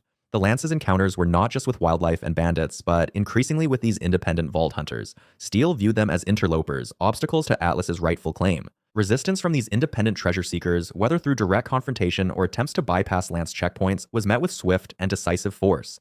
The Crimson Lance's superior training, equipment, and numbers often gave them the upper hand, but the sheer tenacity and unpredictability of the Vault Hunters proved to be a persistent annoyance for Steele. To facilitate their systematic search and maintain control, the Crimson Lance began establishing a network of heavily fortified bases and outposts across Pandora. These strongholds were strategically placed, often near areas of suspected Eridian activity or key transportation routes. They served multiple purposes: as logistical hubs for supplies and personnel, as defensive positions against bandit raids and creature attacks, and as command centers for their ongoing archaeological and exploratory operations. These bases, bristling with turrets, armed guards, and often protected by energy shields, became symbols of Atlas's growing dominion over the planet. They were stark contrast to the ramshackle bandit camps and makeshift Vault Hunter shelters, representing order and corporate power in a world of lawlessness. As the Crimson Lance solidified its presence, the Atlas Corporation's true intentions for Pandora became increasingly clear. Beyond the search for the vault, Atlas began to exploit Pandora's rich natural resources. Mining operations sprang up, extracting rare minerals and valuable elements. Energy production facilities were established, harnessing the planet's geothermal and atmospheric energies. This systematic exploitation, driven by corporate greed, had a profound and negative impact on the local populations. Settlers and indigenous groups who had eked out a living on Pandora for generations found their lands encroached upon, their resources plundered, and their way of life disrupted. This further fueled resentment towards Atlas and the Crimson Lance, adding another layer of conflict to an already volatile planet. The corporate colonizers' narrative began to take root, sowing the seeds of future rebellion. For many of the early Vault Hunters, the dream of finding the vault proved to be a tragic delusion. The combined forces of Pandora's unforgiving environment, its deadly creatures, the relentless pursuit of rival treasure seekers, and the overwhelming military might of the Crimson Lance proved too much. Countless individuals perished, succumbing to starvation, dehydration, animal attacks, or the bullets of bandits and lance soldiers. Their stories, if they were ever told, were quickly forgotten in the vast, uncaring expanse of Pandora. Their failures served as grim warnings, cautionary tales whispered among the survivors, yet they did little to deter the next wave of hopefuls. The allure of the vault was simply too strong, the promise of wealth too intoxicating, to be extinguished by the fate of those who came before. Despite their military prowess and systematic approach, the Crimson Lance's progress in locating the vault was agonizingly slow. They did, however, begin to uncover a significant number of Eridian artifacts. These ancient alien relics, often found buried deep within Pandora's crust or hidden within long-forgotten ruins, were undeniably powerful and technologically advanced. Yet, the Lance struggled immensely to decipher their true purpose. Their scientists and archaeologists, while skilled in conventional xenology, were ill-equipped to understand the complex Eridian language and technology. The artifacts offered tantalizing clues, fragments of a larger puzzle, but the overall picture remained elusive. They knew these artifacts were connected to the vault, perhaps even keys to its location, but how to interpret them, how to activate them, or how to use them to pinpoint the vault's precise whereabouts remained a profound mystery. This lack of progress, coupled with the immense resources being poured into the Pandora operation, began to take its toll on Commander Steele. Her initial confidence gradually morphed into a desperate obsession. The pressure from Atlas Corporation headquarters was immense, demanding results, and Steele, ever the loyal and ambitious officer, internalized this pressure. She became increasingly fixated on finding the vault, pushing her troops to their absolute limits. Rest periods were shortened, patrols extended, and dangerous expeditions authorized with increasing frequency. Her command style, already strict, became even more authoritarian, bordering on tyrannical. The well-being of her soldiers became secondary to the overarching objective, leading to growing discontent and exhaustion within the ranks. Steele's singular focus meant she overlooked crucial details, dismissed dissenting opinions, and became blind to the rising tide of opposition brewing beneath her very nose. In her escalating desperation, Steele implemented increasingly strict controls over areas believed to be near the vault.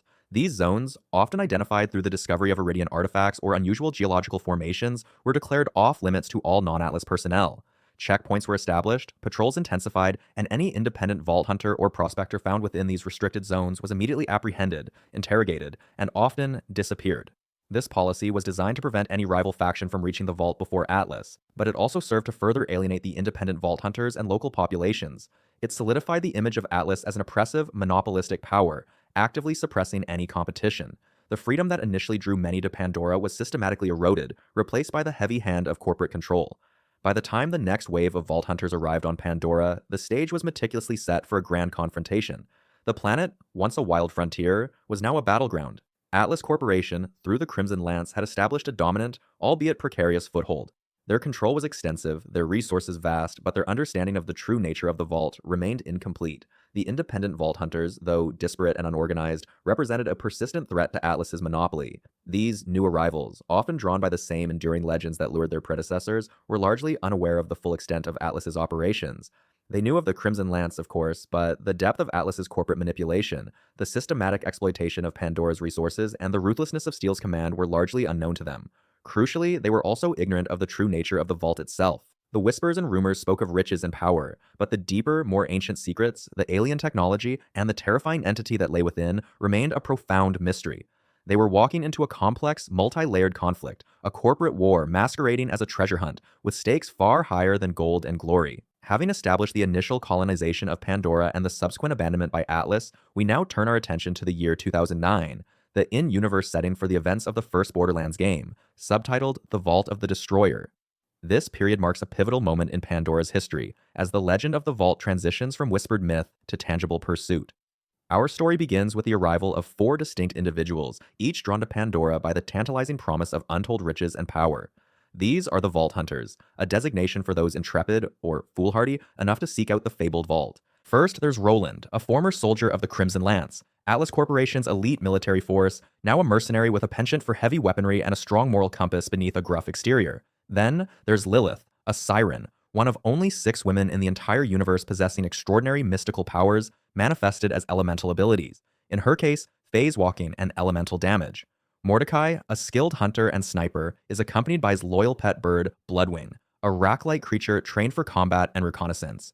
Finally, we have Brick, a hulking berserker-style fighter whose primary method of problem-solving involves punching things until they stop moving. These 4 individuals arrive on Pandora aboard a dilapidated bus, their journey guided by the enigmatic voice of a young woman who identifies herself only as Angel. Angel, a siren herself, albeit one whose powers manifest differently, has been broadcasting messages across the planet, luring potential vault hunters with promises of the ultimate treasure. Her motivations, however, remain shrouded in mystery. Angel's initial directives guide the newly arrived vault hunters toward Firestone, a small, ramshackle settlement nestled in the treacherous arid Badlands.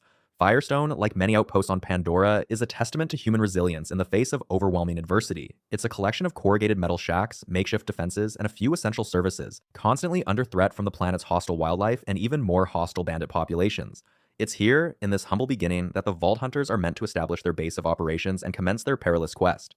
Upon their arrival in Firestone, the Vault Hunters' first significant encounter is with Dr. Zed, a self-proclaimed, albeit unlicensed, medical professional.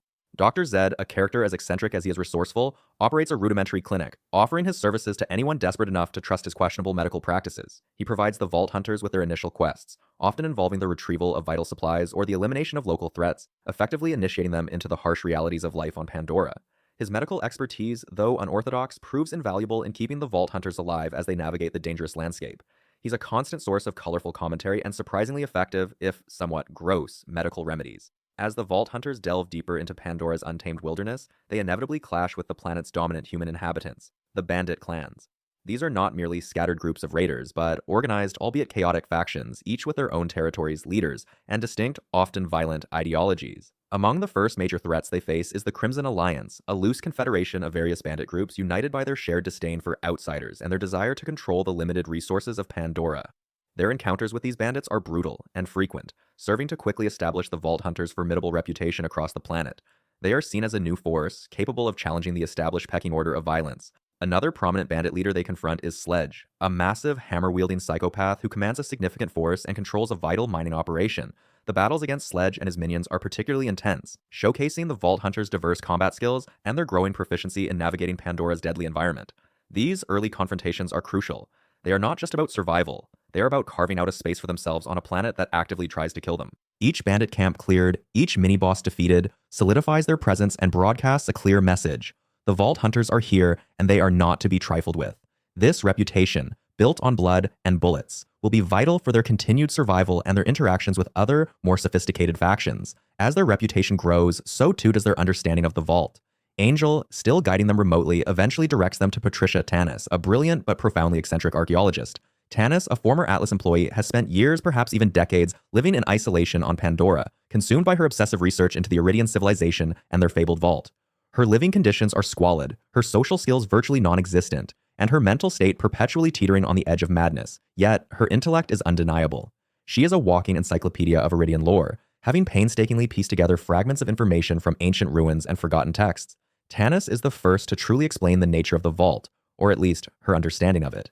She reveals that the vault is not a simple strongbox, but a complex Eridian construct, requiring specific Eridian artifacts to be opened. These artifacts are not merely decorative relics. They are components of a sophisticated Eridian device, a key that must be assembled to unlock the vault's secrets. Her research has indicated that these key fragments are scattered across Pandora, often hidden in ancient Eridian ruins or guarded by powerful creatures. The Vault Hunter's mission, therefore, shifts from a general search for treasure to a specific scavenger hunt for these crucial Eridian components.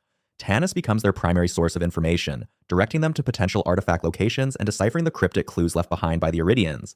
Her insights, though often delivered in a rambling, almost incoherent manner, are invaluable to the Vault Hunter's progress. She represents the scientific, archaeological approach to the Vault, contrasting with the more mercenary motivations of the Vault Hunters themselves. Under Tannis's guidance, the Vault Hunters embark on a perilous journey to retrieve the scattered vault key fragments. This involves traversing vast and dangerous regions of Pandora, from the volcanic wastes of the Salt Flats to the frozen expanses of the Crimson Fastness. Each fragment is a challenge, often guarded by formidable foes or located in treacherous environments. They face off against powerful creatures like the colossal Skagzilla, a mutated skag of immense size and ferocity, and the terrifying Rock Hive, a massive, flying creature that serves as the matriarch of an entire rock colony. They also confront human adversaries, including the aforementioned Sledge, whose fortress holds one of the key fragments. The battle against Sledge is a brutal affair, culminating in a direct confrontation with the bandit lord himself. Another significant encounter is with Crom, a deranged bandit leader who has constructed a fortress in the desolate Crimson Fastness, utilizing captured Crimson Lance technology. Crom, a master of guerrilla warfare and explosives, presents a unique tactical challenge, forcing the Vault Hunters to adapt their strategies. Each retrieved fragment brings them closer to their goal, but also deeper into the mysteries surrounding the Vault and the Eridian civilization. The process of collecting these fragments is not just a series of combat encounters, it's a gradual unfolding of the Eridian narrative, revealing glimpses of their advanced technology, their artistic sensibilities, and their ultimate fate. The fragments themselves are not merely inert objects, they hum with latent energy, hinting at the immense power they collectively represent. As the Vault Hunters delve deeper into their quest, they begin to uncover evidence of another powerful faction operating on Pandora, the Atlas Corporation. Atlas, the former corporate overlords of the planet, had abandoned Pandora years prior, but their presence is still felt through their advanced technology and the remnants of their military force, the Crimson Lance. The Crimson Lance, led by the ruthless and ambitious Commander Steele, is a highly trained and well-equipped military unit, far more sophisticated than the ragtag bandit clans. Their soldiers are clad in distinctive red and white armor, utilize advanced weaponry, and operate with military precision. The Vault Hunters encounter Crimson Lance patrols and outposts with increasing frequency, realizing that they are not the only ones interested in the Vault. It soon becomes clear that the Crimson Lance is also actively seeking the Vault. Commander Steele and her forces believe that the Vault contains a powerful Eridian weapon, a super weapon that Atlas can exploit for its own corporate and military ambitions. This revelation adds a new layer of complexity and danger to the Vault Hunters' mission. They are no longer just battling bandits and monsters, they are now in a race against a well-funded, well-organized military force with superior resources. The Crimson Lance's presence shifts the dynamic of the hunt, transforming it from a treasure quest into a high-stakes competition, with the fate of Pandora and potentially the galaxy hanging in the balance. The Vault Hunters find themselves not only fighting for the Vault, but also against the very corporation that once controlled Pandora. The irony is not lost on them. As the Vault Hunters draw closer to assembling the complete Vault Key, Angel, their mysterious guide, finally reveals a crucial piece of information, a truth that fundamentally alters their understanding of the Vault. She explains that the Vault is not merely a repository of riches or a powerful weapon, as Atlas believes. Instead, it is a prison, an ancient Eridian containment facility designed to hold an unimaginably powerful and malevolent entity. This entity, known only as the Destroyer, is a creature of immense destructive potential, capable of laying waste to entire planets. The Eridians, in their wisdom, had sealed it away millennia ago, and the Vault Key was not meant to open a treasure chest, but to unlock its prison. This revelation casts a dark shadow over their entire quest. The promise of wealth and power is replaced by the terrifying prospect of unleashing a cosmic horror upon the universe. Angel's true motivations, while still somewhat opaque, become clearer. She has been guiding them not just to the Vault, but to a confrontation with its imprisoned occupant. Her earlier secrecy was seemingly to ensure they would commit to the task before understanding its true, terrifying implications. Despite the chilling revelation about the Destroyer, the Vault Hunters, having come so far and invested so much, press on. They successfully assemble the complete Vault Key, a complex and intricately designed Eridian device that hums with an ancient, otherworldly energy. The key is not a simple metal object, but a collection of interconnected Eridian artifacts, each glowing with an internal light, forming a cohesive and functional mechanism. The completion of the key signifies the culmination of their arduous journey across Pandora, a testament to their perseverance and combat prowess. With the Vault Key now in their possession, the Vault Hunters follow Angel's final instructions, leading them to the Vault's true location. This is not a hidden cave or forgotten ruin, but a colossal Eridian structure, partially buried but still awe-inspiring in its scale and alien architecture. This gargantuan edifice is known as the Vault of the Destroyer, a monument to the Eridians' technological prowess and their desperate efforts to contain the ultimate evil. The structure itself is a marvel of Eridian engineering, a blend of organic and technological design, radiating an ancient power that is both captivating and unsettling. Its sheer size dwarfs anything they have encountered on Pandora, hinting at the immense forces contained within. The air around it crackles with an almost palpable energy, a silent warning of the immense power and danger that lies ahead.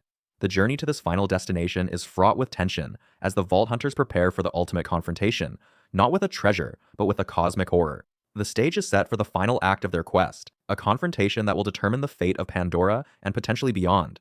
The Crimson Lance, under Commander Steele's direct and ruthless command, arrived at the Vault entrance with an air of absolute certainty, their advanced weaponry and disciplined formations a stark contrast to the chaotic landscape of Pandora. Steele, driven by a fanatical belief in her destiny and the Atlas Corporation's right to claim the Vault's contents, intended to seize control of the ancient Eridian artifact and its fabled riches for herself and her corporate masters. Her forces, comprised of highly trained soldiers and formidable combat vehicles, meticulously established a perimeter, believing their superior firepower and tactical prowess would ensure an easy victory. They were, however, about to be severely disabused of that notion. A massive and brutal battle erupted, transforming the desolate Eridian promontory into a crucible of war.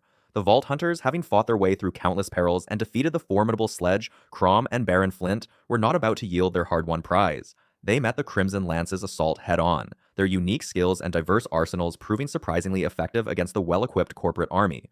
Lilith's phase walk ability allowed her to bypass enemy lines and launch devastating surprise attacks, while Mordecai's accurate sniper fire picked off high-value targets from a distance, with Bloodwing often distracting or disarming Lance soldiers. Brick, a juggernaut of destruction, tore through their ranks with his bare hands and explosive punches, and Roland, with his combat sentry turret providing crucial suppressive fire and healing, coordinated their efforts, turning the tide against the initially overwhelming Crimson Lance. The clash was a testament to the Vault Hunter's resilience and determination, a desperate struggle for access to the very heart of Pandora's greatest mystery. Each bullet fired, each grenade detonated, and each ability unleashed echoed with the high stakes of their confrontation, as the fate of the Vault, and potentially Pandora itself, hung in the balance. Amidst the chaos of battle, Commander Steele, her face a mask of grim determination and unwavering conviction, pushed through the remaining Vault Hunter's resistance, reaching the colossal Eridian Gateway. Believing herself the rightful claimant to the Vault's power, a belief instilled by Atlas Corporation propaganda and her own ambition, she activated the Eridian Vault Key. The ancient artifact, pulsating with an otherworldly energy, began to hum and glow, its intricate mechanisms slowly engaging. Steele, oblivious to the true nature of what lay beyond, extended her hand, a triumphant smirk playing on her lips, as if personally commanding the very structure to obey her will. Her arrogance, however, was about to be met with a horrifying reality. She had envisioned a treasure trove, a hoard of Eridian technology and untold wealth that would elevate Atlas to unprecedented power and cement her own legacy. What she was about to unleash, however, was far more ancient, far more powerful, and infinitely more terrifying than any corporate executive could ever conceive. The ground beneath them began to tremble violently, and the air crackled with an ominous building energy, signs that the Eridian structure was not merely opening, but reacting to a primal force. The Vault Hunters, having finally overcome the last vestiges of the Crimson Lance's resistance and witnessing Steele's misguided attempt, braced themselves for the grand reveal, their anticipation a mixture of excitement and trepidation. What they discovered, however, was not the fabled riches or advanced technology they had been led to expect. Instead, as the massive Eridian doors slowly grinded open, a chilling, cavernous void was revealed, a prison containing the Destroyer, an ancient, multidimensional creature of immense power. This was not a vault of treasure, but a sealed tomb, a containment unit designed to prevent an unimaginable catastrophe. The air grew heavy with a palpable sense of dread, the silence that followed the opening far more unsettling than any battle cry. The implications were immediate and horrifying. They had not been seeking wealth, but had inadvertently stumbled upon a cosmic threat, a being of pure destruction that had been imprisoned for eons. The Eridian architects, the enigmatic creators of the vaults, had not hidden riches, but a monster, a fact that fundamentally shifted their understanding of the entire quest. The true purpose of the vault, therefore, was not to grant power, but to protect the universe from an ancient evil. As the vault's colossal doors finally parted, a horrifying spectacle unfolded. From the abyssal darkness within, massive prehensile tentacles, thick as tree trunks and tipped with razor-sharp claws, erupted with terrifying speed and force. These were the limbs of the Destroyer, an entity of pure cosmic horror. Before Commander Steele could even register the true nature of her prize, one of these monstrous appendages snaked out, wrapping around her with brutal efficiency. Her triumphant expression contorted into a scream of terror and agony as the Destroyer, with a casual, almost dismissive flick, violently ripped her apart. Her body was torn asunder, her life extinguished in an instant, a gruesome testament to the creature's immense power and utter indifference to mortal life. The scene was a stark, visceral reminder of the folly of ambition and the devastating consequences of disturbing ancient evils. The Vault Hunters, frozen in momentary shock, witnessed the swift and brutal demise of their antagonist, understanding in that horrific moment the true scale of the threat they now faced. Steele's hubris had cost her everything, and her death served as a chilling warning of the Destroyer's destructive capabilities. With Steele's demise, the Destroyer began to fully manifest, its true form slowly emerging from the depths of the opened vault. The ground beneath them continued to convulse, and the air grew thick with a suffocating, oppressive energy. What had initially appeared as mere tentacles soon revealed itself to be part of a colossal, multi-limbed entity, a grotesque fusion of organic matter and otherworldly energy. Its sheer size was staggering, dwarfing the Eridian structure itself, its monstrous form filling the entire cavernous space. Its skin, if it could be called that, was a swirling vortex of dark energy and hardened carapace, studded with glowing Eridian runes that pulsed with malevolent light. Its multiple eyes, burning with an ancient predatory intelligence, fixed upon the Vault Hunters, radiating an aura of immense destructive power. The creature was an embodiment of cosmic chaos, a being capable of annihilating entire planets, and its presence alone was enough to send shivers down the spines of even the most hardened Vault Hunters. The Destroyer was not merely a beast, but an ancient force of nature, a living apocalypse unleashed upon Pandora. Its full manifestation was a terrifying spectacle, a visual representation of the raw, untamed power that the Eridian architects had struggled for millennia to contain. Faced with this unfathomable horror, the Vault Hunters, despite their initial shock and the overwhelming odds, knew they had no choice. They immediately engaged in a desperate, last-ditch battle against the Destroyer. This was no longer about loot or glory. It was about preventing a cosmic catastrophe. The creature, now fully unleashed, began to lash out, its massive tentacles sweeping across the battlefield, pulverizing anything in their path. It fired devastating energy projectiles from its core, capable of disintegrating matter on contact, and its roars reverberated through the Eridian promontory, shaking the very foundations of the planet. The Vault Hunters, though seemingly insignificant against such a colossal foe, fought with unparalleled ferocity. Roland deployed his sentry turret, laying down continuous suppressive fire and drawing the creature's attention, while simultaneously providing critical healing to his teammates. Lilith, phasing in and out of reality, launched explosive elemental attacks, targeting the Destroyer's vulnerable energy nodes. Mordecai, perched on a vantage point, meticulously aimed his sniper rifle at the creature's glowing eyes and exposed weak spots, with Bloodwing acting as a diversionary tactic, pecking at the Destroyer's smaller appendages. Brick, fueled by pure rage, charged directly into the fray, delivering powerful, explosive punches to the Destroyer's armored plating, attempting to crack its formidable defenses. Their objective was clear: prevent the Destroyer from escaping Pandora and wreaking havoc across the universe, a fate that would undoubtedly lead to the annihilation of countless worlds. Utilizing their unique skills, combined with their extensive array of weaponry, the Vault Hunters meticulously and relentlessly worked to weaken and ultimately defeat the colossal creature. They quickly learned the Destroyer's attack patterns, dodging its sweeping tentacles and energy blasts with increasing precision. Roland's tactical acumen allowed him to identify critical weak points on the creature's body, communicating these to his teammates. Lilith's elemental powers, particularly her corrosive and incendiary phase lock abilities, proved highly effective in stripping away the Destroyer's protective layers and inflicting continuous damage. Mordecai's precision shots, enhanced by his critical hit bonuses, targeted the creature's eyes and the glowing energy conduits running along its form, causing explosive reactions. Brick, with his unmatched brute strength, managed to tear away segments of the Destroyer's outer carapace, exposing more vulnerable areas for his teammates to exploit. They coordinated their attacks, focusing fire on specific limbs or energy cores, slowly but surely chipping away at the seemingly invincible beast. The battle was a grueling war of attrition, a test of endurance and skill against an enemy of unimaginable power. Each Vault Hunter contributed their specialized expertise, creating a synergistic force that, against all odds, began to turn the tide. They exploited the creature's moments of vulnerability, capitalized on its slower, more telegraphed attacks, and pushed through their own injuries and exhaustion, driven by the knowledge that the fate of Pandora and beyond rested squarely on their shoulders. Their combined efforts, a symphony of destruction and precision, slowly brought the mighty Destroyer to its knees. After an arduous and climactic struggle, the Vault Hunters finally managed to seal the Destroyer away once more, preventing its full release from its ancient prison. With a final, coordinated assault, they delivered a decisive blow that caused the colossal creature to recoil, its monstrous form beginning to recede back into the depths of the vault. The Eridian mechanisms, perhaps reacting to the creature's weakened state or the Vault Hunter's actions, slowly engaged once more, drawing the Destroyer back into its dimensional prison. The massive doors groaned and creaked, gradually closing, trapping the cosmic horror within its confines. The air, previously thick with oppressive energy, began to clear, and the ground ceased its violent trembling. The immediate threat was averted, but the experience had fundamentally altered the Vault Hunters' understanding of Pandora and the universe itself. They had faced a godlike entity and emerged victorious, but the cost was evident in their exhaustion and the lingering sense of awe and dread. In the aftermath of the battle, as the last vestiges of the Destroyer's energy dissipated, the Eridian Vault Key, the artifact that had been the catalyst for this entire saga, began to glow intensely.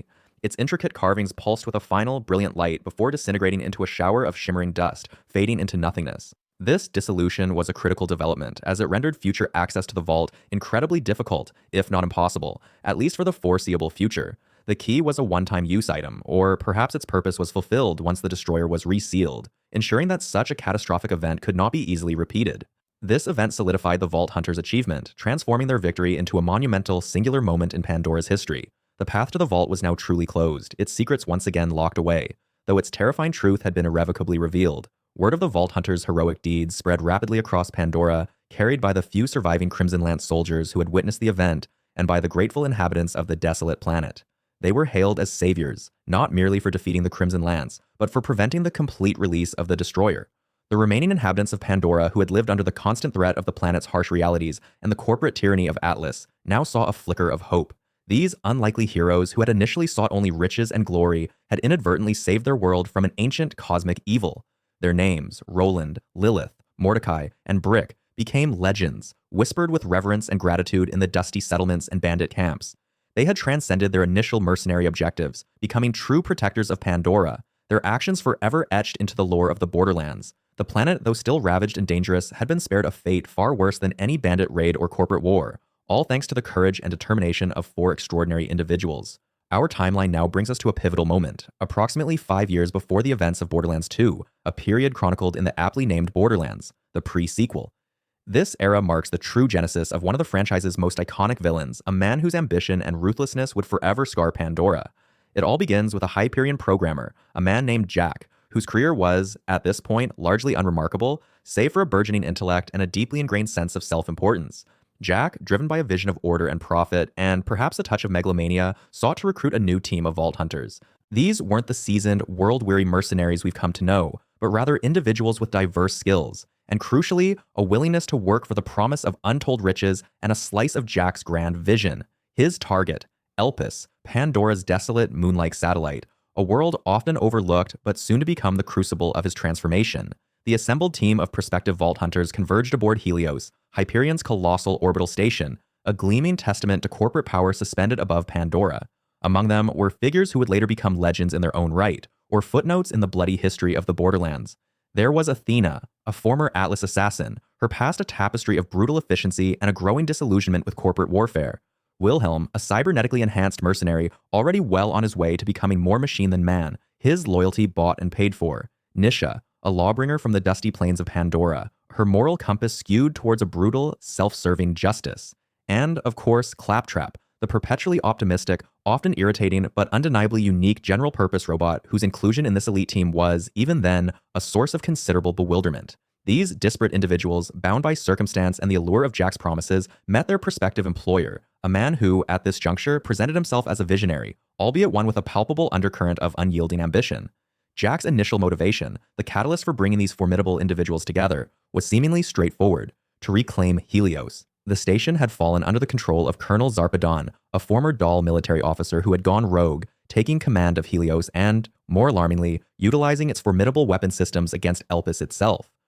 Zarpedon's actions were causing widespread destruction on the moon, and Jack, ever the pragmatist, saw this as an immediate threat to his own burgeoning interests in the region. He presented himself as a savior, a man fighting to restore order against a dangerous fanatic. The newly formed team of Vault Hunters, under Jack's remote guidance, immediately plunged into the fray, fighting their way through the labyrinthine corridors and industrial zones of Helios Station. Their objective was clear: reach Jack's office, a secure command center from which he could direct their efforts and, ostensibly, coordinate the counteroffensive against Zarpedon. This initial assault was a brutal introduction to the scale of the conflict, as they battled Dahl forces, loyal to Zarpedon, who had entrenched themselves throughout the station. The stakes were high, for Helios was not merely a space station. It was a symbol of Hyperion's dominance and a critical strategic asset. As the Vault Hunters pressed deeper into Helios, the true nature of Zarpedon's motivations began to emerge, slowly peeling back the layers of what Jack had presented as simple villainy.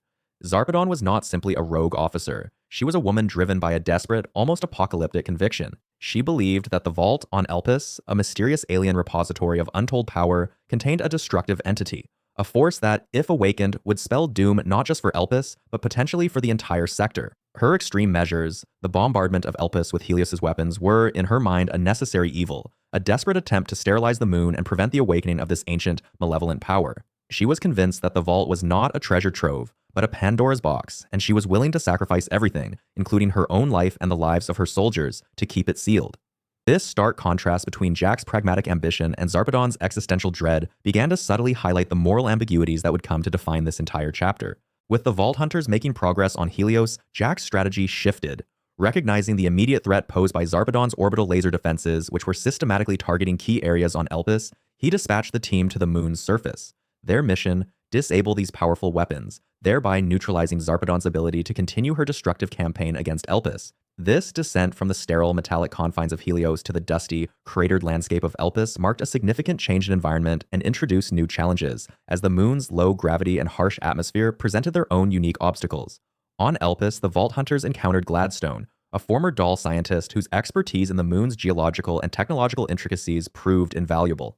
Gladstone, a man caught between the warring factions, reluctantly aided the Vault Hunters, providing them with crucial intelligence and guidance through the treacherous terrain and abandoned Dahl facilities that dotted Elpis. His knowledge of the moon's hidden pathways and forgotten technologies allowed the team to navigate the hostile environment and circumvent Zarpedon's defenses more effectively.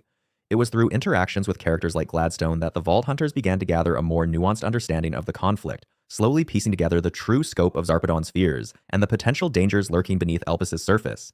Even at this early stage, Jack's true character, the insidious undercurrent of his ambition, began to surface. While outwardly charming and charismatic, his interactions with the Vault Hunters, and indeed with everyone around him, revealed a deeply manipulative and ruthless nature.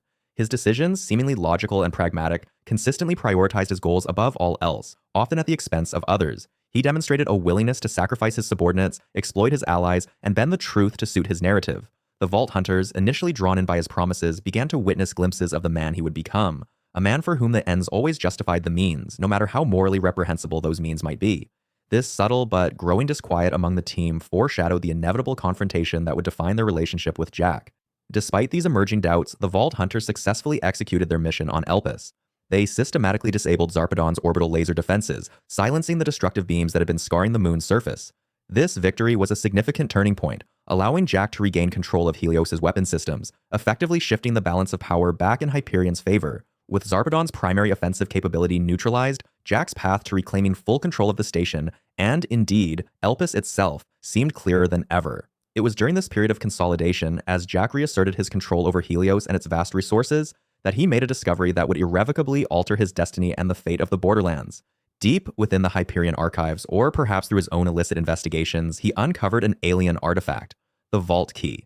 This wasn't merely a key in the conventional sense, but a complex, sophisticated device, imbued with extraterrestrial technology and pulsating with an ancient energy.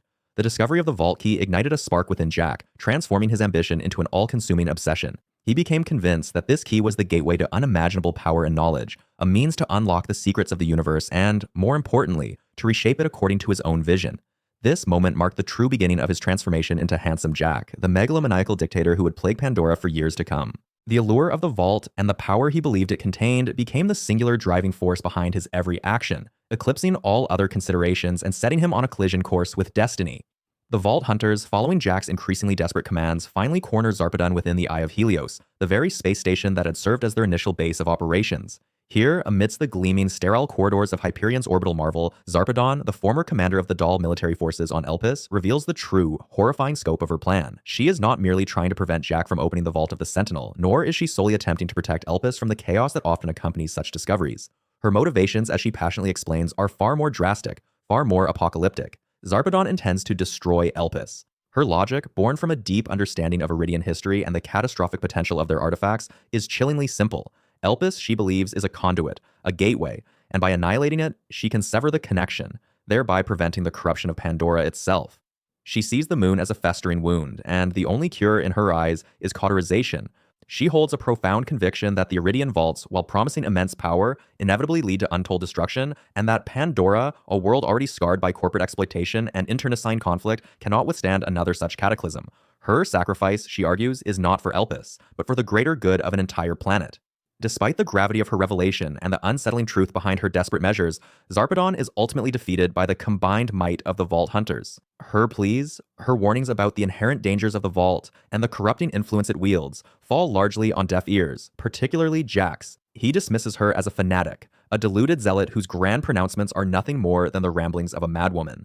The Vault Hunters, caught in the immediate aftermath of the battle and still largely loyal to Jack, are either too exhausted, too trusting, or too focused on the immediate objective to truly internalize the prophetic weight of Zarpedon's final words.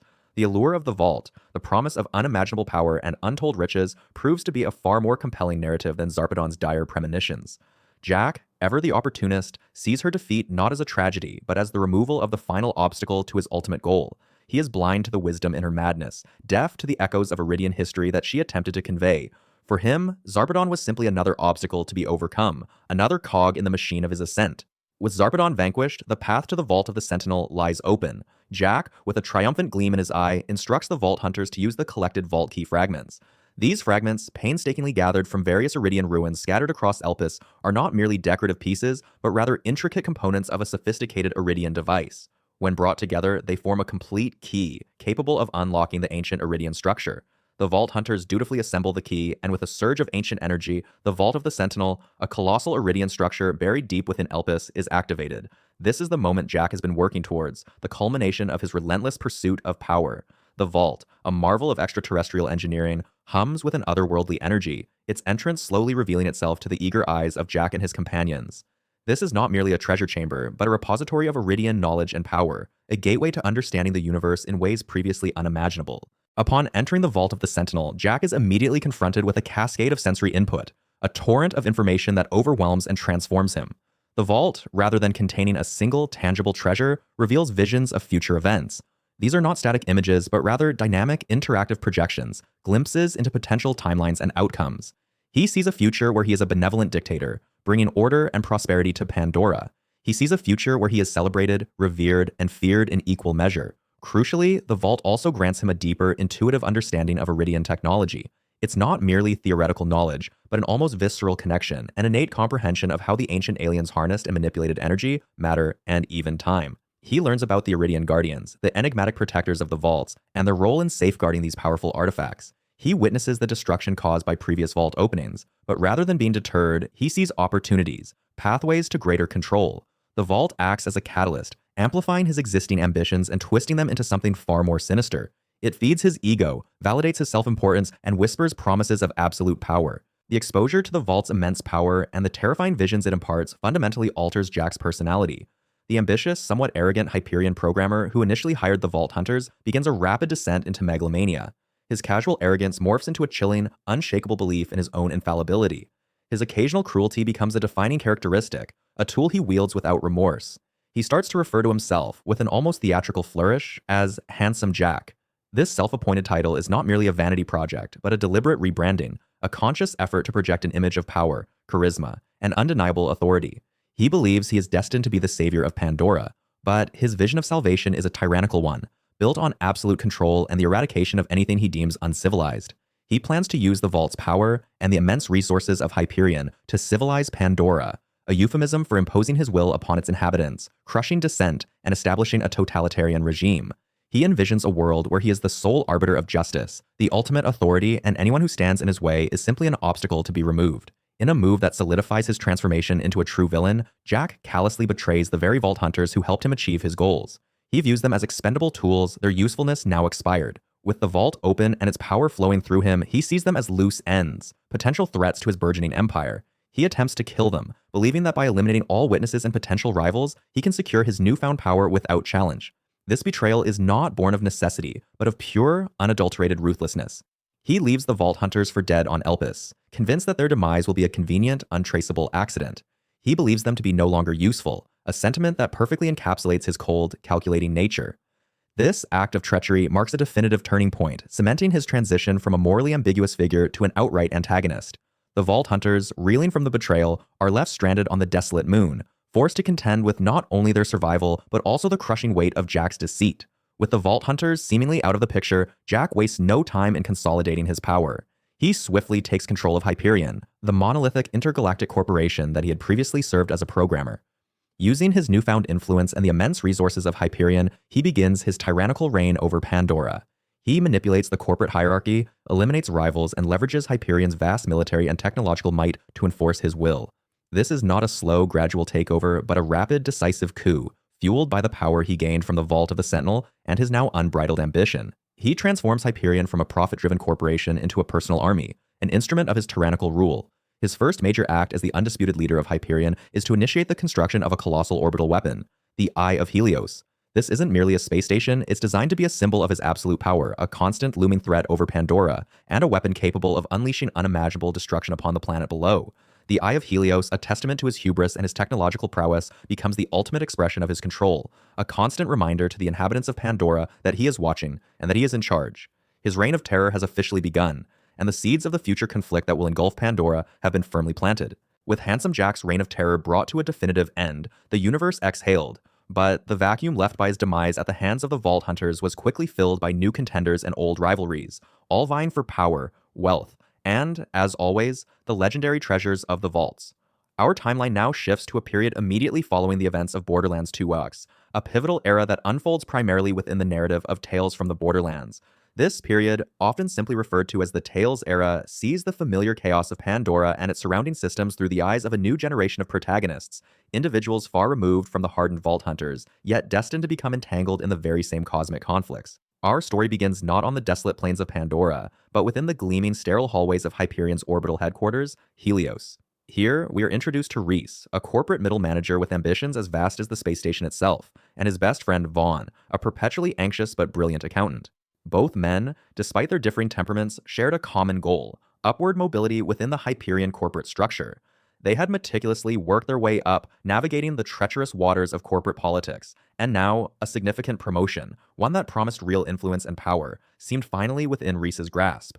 This promotion was not merely a step up the corporate ladder, it represented an opportunity for Reese to finally escape the shadow of his past and make a name for himself. He envisioned a future where he could implement his innovative ideas, perhaps even steer Hyperion away from its more overtly villainous tendencies, or at least, that was the story he told himself.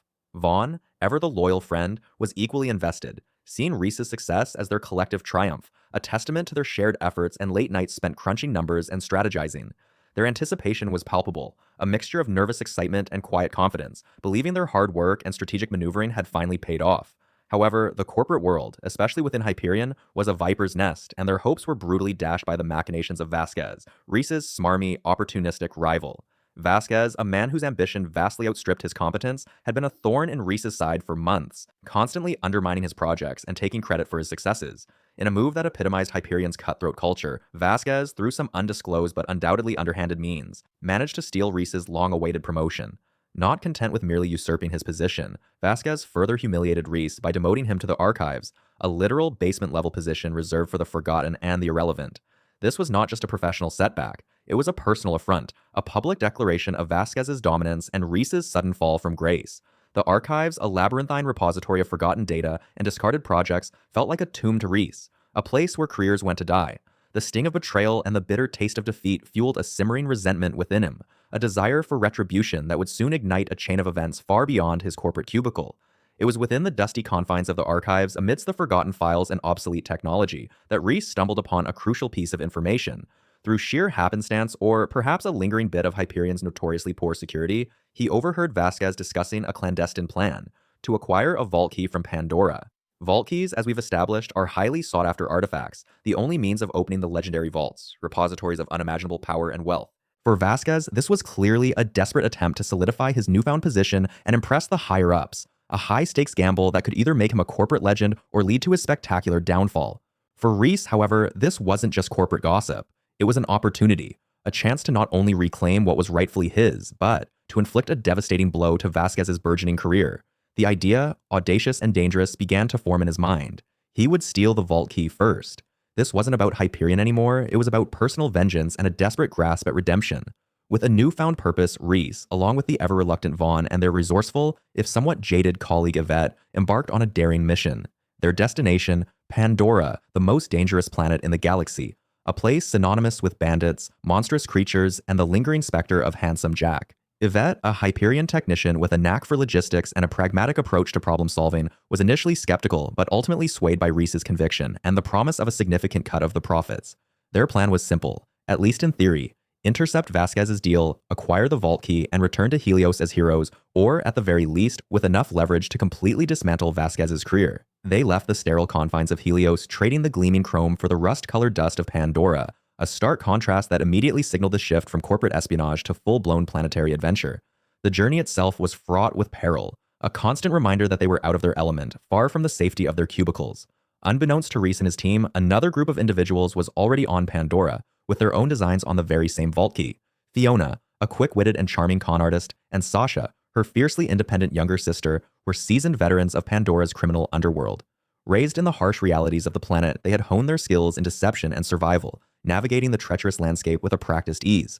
Their plan was far more intricate than Reese's. They intended to scam Vasquez, selling him a meticulously crafted fake vault key. This wasn't just a simple swindle, it was a carefully orchestrated con, designed to extract a significant sum of money from the unsuspecting Hyperion executive. They had spent weeks, perhaps months, preparing for this, relying on their network of contacts and their innate understanding of Pandora's underbelly.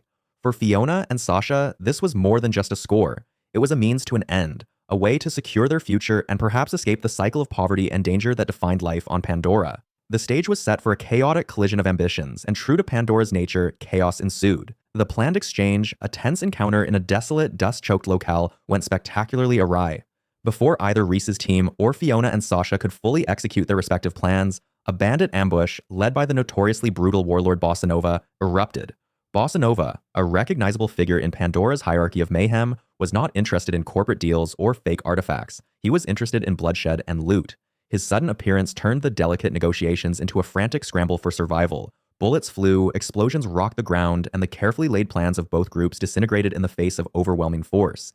The air filled with the screams of bandits, the roar of vehicles, and the desperate shouts of the protagonists. In the ensuing pandemonium, with their individual objectives shattered, Reese, Fiona, Vaughn, and Sasha found themselves in an unlikely alliance. Faced with a common enemy and the immediate threat of being overrun by Bossa Nova's forces, they were forced to work together to escape the relentless bandit attack. This was a desperate, improvised collaboration, born out of necessity rather than trust. Reese, the corporate drone, found himself relying on Fiona's street smarts and Sasha's combat prowess, while the sisters, accustomed to working alone, had to adapt to the clumsy but well-meaning efforts of the Hyperion employees. Their escape was a harrowing ordeal, a testament to their individual skills and their fledgling ability to cooperate under extreme pressure. They navigated treacherous terrain, dodged gunfire, and outmaneuvered Bossa Nova's relentless pursuit, narrowly escaping with their lives. During their frantic escape, amidst the chaos and confusion, they stumbled upon and managed to retrieve a peculiar device. A Gortys Project device. This wasn't just any piece of technology. It was a highly advanced robotic unit, initially appearing to be little more than a spherical drone. However, upon activation and subsequent examination, the Gortys Project device was revealed to be a sophisticated vault-finding expert. Its primary function was to locate and analyze vaults, a task that, given its advanced capabilities, suggested it was a relic of some incredibly powerful and ancient civilization, or perhaps a cutting-edge piece of technology developed by a truly brilliant, if eccentric, scientist. The discovery of Gortys immediately shifted the group's focus. No longer were they merely chasing a vault key, they now possessed a device that could potentially lead them directly to a vault, a prize far more valuable and significant. This was a game changer, elevating their haphazard adventure into a genuine vault hunt. However, the acquisition of Gortys also brought unforeseen complications for Reese. In an attempt to interface with the Gortys Project device and perhaps enhance his own capabilities, Reese installed a Hyperion upgrade, a piece of cybernetic technology designed to improve his ocular and auditory functions. This seemingly innocuous upgrade had a profound and disturbing side effect. Reese began to experience glitches and visions of Handsome Jack. These weren't just fleeting hallucinations, they were vivid, intrusive apparitions of the deceased Hyperion CEO, complete with his signature sarcastic wit and manipulative charm. Jack, now a digital ghost residing within Reese's mind, became a constant, unwelcome companion, offering unsolicited advice, mocking Reese's decisions, and subtly attempting to influence his actions. This unexpected development added a layer of psychological complexity to Reese's journey, forcing him to constantly question his own sanity and the true nature of his new cybernetic enhancements. Was Jack truly a digital consciousness, or merely a manifestation of Reese's own guilt and ambition, warped by the Hyperion tech? The line between reality and hallucination blurred, making an already dangerous situation even more precarious. As their unlikely alliance solidified, Fiona and Sasha, recognizing the need for trust within their new, makeshift team, began to reveal more about their past. They shared the painful truth of their upbringing. They were orphans, abandoned and left to fend for themselves on the harsh streets of Pandora. Their lives had been shaped by a man named Felix, a charismatic con artist who had taken them under his wing, teaching them the intricacies of deception and survival. Felix had been a father figure, a mentor, and for a time, their entire world. However, their story took a darker turn as they recounted Felix's ultimate betrayal. He had abandoned them, leaving them to face a dangerous situation alone, a wound that still festered beneath their tough exteriors. This revelation provided crucial insight into their motivations, explaining their distrust of authority, their fierce independence, and their unwavering loyalty to each other. It painted a picture of two individuals shaped by hardship and betrayal, constantly striving to overcome their past and build a better future, even if it meant resorting to morally ambiguous methods. With the Gortys Project device now in their possession and its purpose understood, the group's next objective became clear: to find the remaining pieces of Gortys. The device, it turned out, was incomplete, requiring additional components to unlock its full vault-finding potential.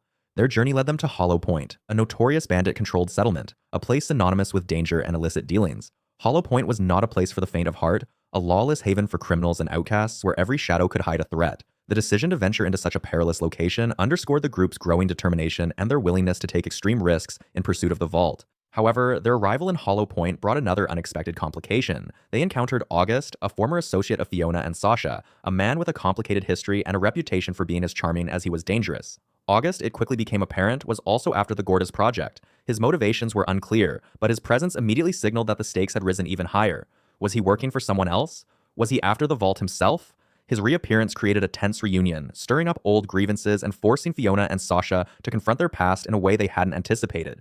August's involvement not only added another layer of intrigue to their quest, but also introduced a new element of distrust and uncertainty within the already fragile alliance. The race for the vault, once a chaotic scramble, had now evolved into a complex web of alliances, betrayals, and personal vendettas, all converging on the desolate, dangerous landscape of Pandora.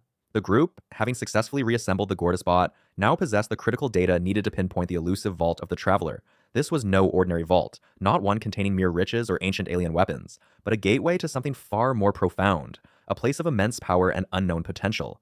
Gortys, with its newfound completeness, projected holographic schematics, revealing the precise coordinates, but this revelation also painted a target on their backs. Their quest had not gone unnoticed, and a new, formidable threat emerged from the lawless wastes. Valerie, a ruthless and cunning bandit leader, a woman whose ambition dwarfed even her considerable cruelty. Valerie had been tracking their progress, her network of informants and enforcers keeping her apprised of every development. She had her own designs on the Vault of the Traveler, believing it would grant her unparalleled power, allowing her to dominate Pandora and beyond. Her pursuit was relentless, a relentless tide of violence and intimidation, forcing Rhys, Fiona, and their companions into a desperate flight across the treacherous landscapes of Pandora. As the pursuit intensified, Rhys found himself increasingly entangled in a psychological battle for his own mind. The digital ghost of Handsome Jack, a malevolent AI construct inhabiting Rhys's cybernetic implants, grew more assertive, more insidious. Jack, ever the manipulator, saw in Rhys a new vessel, a puppet through which he could reclaim his lost empire. He whispered promises of power, of a return to Hyperion's throne, tempting Rhys with visions of corporate dominance and technological supremacy. Jack's influence manifested in unpredictable glitches, sudden shifts in Rhys's perception, and a constant, nagging voice in his head, urging him towards darker choices. This internal struggle was a constant drain on Rhys, a battle for his very identity, as he fought to resist the charismatic but ultimately destructive allure of his former boss. Fiona, ever observant, noticed the subtle changes in Rhys, the moments of detachment, the flashes of cold ambition in his eyes, and grew increasingly concerned for her partner. Their journey became a frantic dance between corporate intrigue, the brutal realities of bandit warfare, and the ever-present threat of alien phenomena. They navigated the treacherous politics of Hyperion, where former allies became enemies and new factions vied for control in the power vacuum left by Jack's demise. They dodged Valerie's relentless bandit raids, engaging in desperate firefights and narrow escapes, often relying on Fiona's quick wit and deceptive charm to survive. And beneath it all, the echoes of the Eridian civilization, the ancient alien race that had seeded the vaults across the galaxy, resonated through their path, revealing glimpses of their advanced technology and their profound, often terrifying legacy. They encountered remnants of Eridian constructs, cryptic messages, and the lingering energy of their long-dead civilization, all pointing towards the extraordinary power contained within the Vault of the Traveler. Finally, after enduring countless trials and tribulations, facing down impossible odds, and making significant sacrifices, Rhys and Fiona, alongside their motley crew, stood before the legendary Vault of the Traveler. The entrance, unlike the crude, imposing structures of other vaults, was an ethereal gateway, shimmering with an otherworldly energy. It pulsed with a silent power, beckoning them forward, promising answers to the universe's greatest mysteries. The air around it crackled with an unknown energy, a testament to the immense power contained within. With a mix of trepidation and exhilaration, they activated the ancient mechanisms, and the Vault of the Traveler slowly, majestically, opened before them, revealing a swirling vortex of light and color, a gateway to an unknown dimension. Stepping through the shimmering portal, they found themselves in a bizarre alien landscape, a dimension unlike anything they had ever witnessed. This was the domain of the Vault Monster, a creature of immense power and terrifying proportions. This particular Vault Monster, known as the Traveler, was a colossal tentacled entity, its form shifting and undulating, its eyes glowing with an ancient malevolent intelligence. It was a being of pure energy and raw power, a guardian of the Vault's secrets, and it immediately perceived the intruders as a threat. The battle that ensued was epic, a desperate struggle against a creature that defied conventional understanding. The Traveler lashed out with its massive tentacles, generating powerful energy blasts and distorting reality around them, pushing the group to their absolute limits.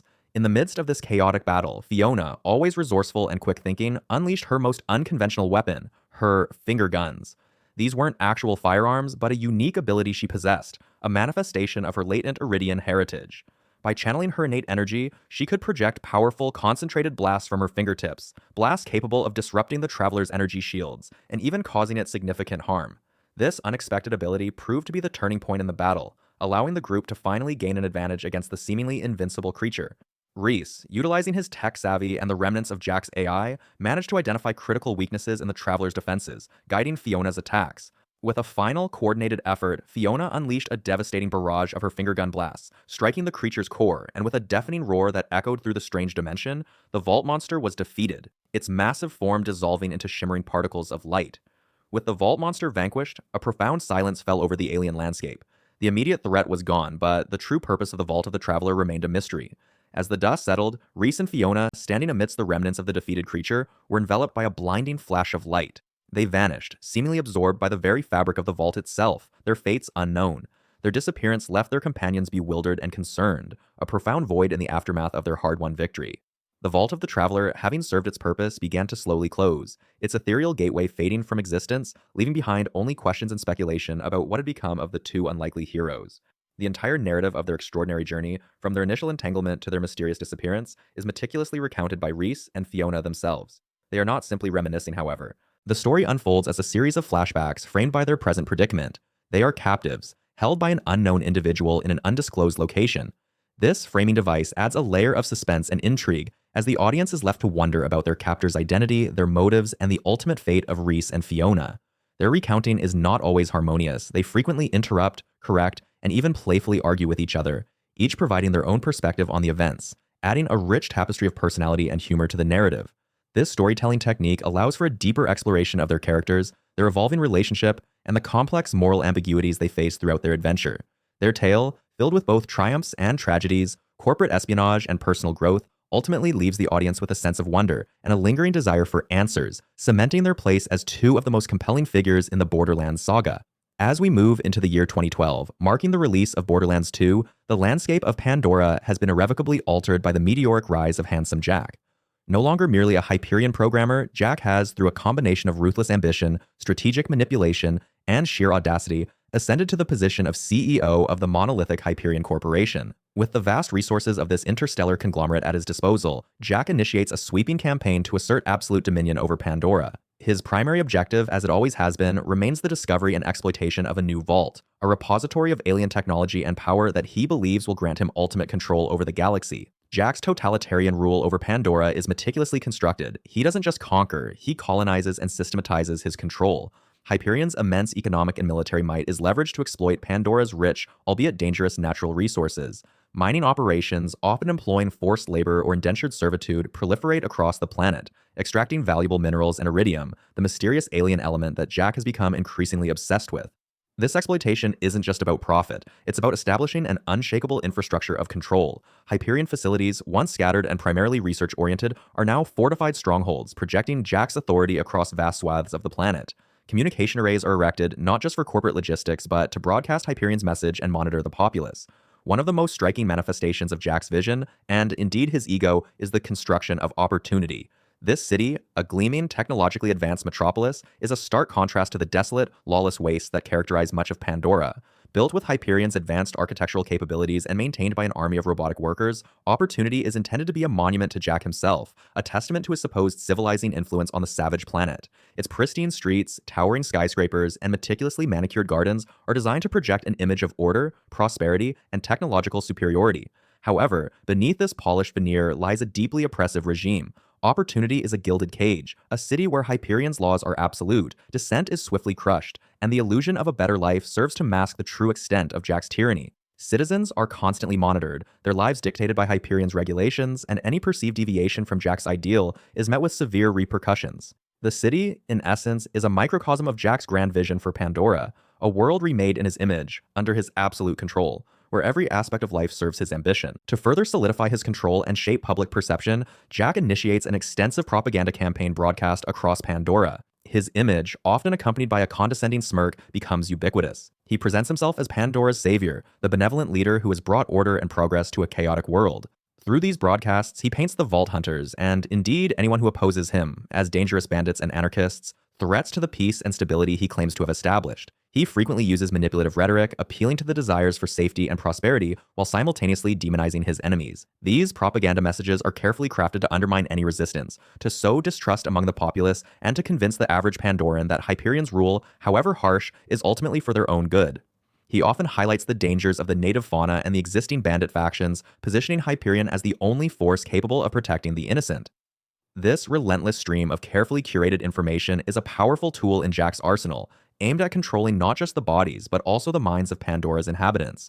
To enforce his iron will and maintain Hyperion's grip on Pandora, Jack employs a cadre of loyal, or at least highly compensated executives and military leaders. These individuals, drawn from Hyperion's vast corporate structure and military apparatus, are entrusted with specific tasks to further Jack's agenda. One such figure is Wilhelm, a formidable Hyperion enforcer who has undergone extensive cybernetic enhancements, transforming him into a near-unstoppable killing machine. Wilhelm's primary role is to eliminate any significant threats to Hyperion's operations and to crush nascent rebellions with brutal efficiency. His unwavering loyalty to Jack, perhaps stemming from the significant power and upgrades he has received, makes him a terrifying instrument of Jack's will. Another key enforcer is Captain Flint, a notoriously cruel and unpredictable bandit leader who has been brought under Hyperion's employ. Flint, with his distinctive scarred face and penchant for pyromania, commands a significant bandit faction that now, under Jack's direction, acts as an irregular military force, terrorizing communities and securing strategic locations for Hyperion. His methods are crude but effective, and his presence highlights Jack's willingness to use any means necessary, even aligning with those he would typically oppose, to achieve his goals. These individuals, along with countless Hyperion loaders, engineers, and security personnel, form the backbone of Jack's oppressive regime, ensuring that his commands are carried out with ruthless efficiency. Jack's ultimate ambition, however, transcends mere planetary control. He is driven by a singular, all-consuming desire: to awaken the warrior. This ancient Eridian construct, a being of immense power, is believed to be capable of reshaping the very fabric of reality. Jack, through extensive research and the exploitation of Eridian artifacts, has discovered the warrior's existence and its potential. He envisions himself as the one true hero, the only one worthy of wielding such power, and believes that by controlling the warrior, he can bring about a new golden age, with himself at its absolute apex. His pursuit of the warrior is not just about power, it's about a twisted sense of destiny, a belief that he is uniquely chosen to command this ancient force. He sees the warrior not as a weapon to be feared, but as a tool to be mastered, a means to an end that will solidify his place as the most powerful being in the universe. This obsession drives many of his decisions, coloring his interactions and dictating his strategies. Central to Jack's elaborate scheme is his manipulation of the Siren Angel, his own daughter. Angel, a powerful siren with the ability to interface with technology and influence minds, is not a willing participant in her father's machinations. Instead, she is held captive, her powers exploited by Jack to further his agenda. He uses her unique abilities to guide new Vault Hunters to Pandora, presenting himself as a benevolent, if somewhat mysterious benefactor. Angel, under duress, broadcasts messages across the galaxy, enticing aspiring Vault Hunters with promises of untold riches and glory. She acts as a digital siren, luring these adventurers into Jack's carefully laid traps.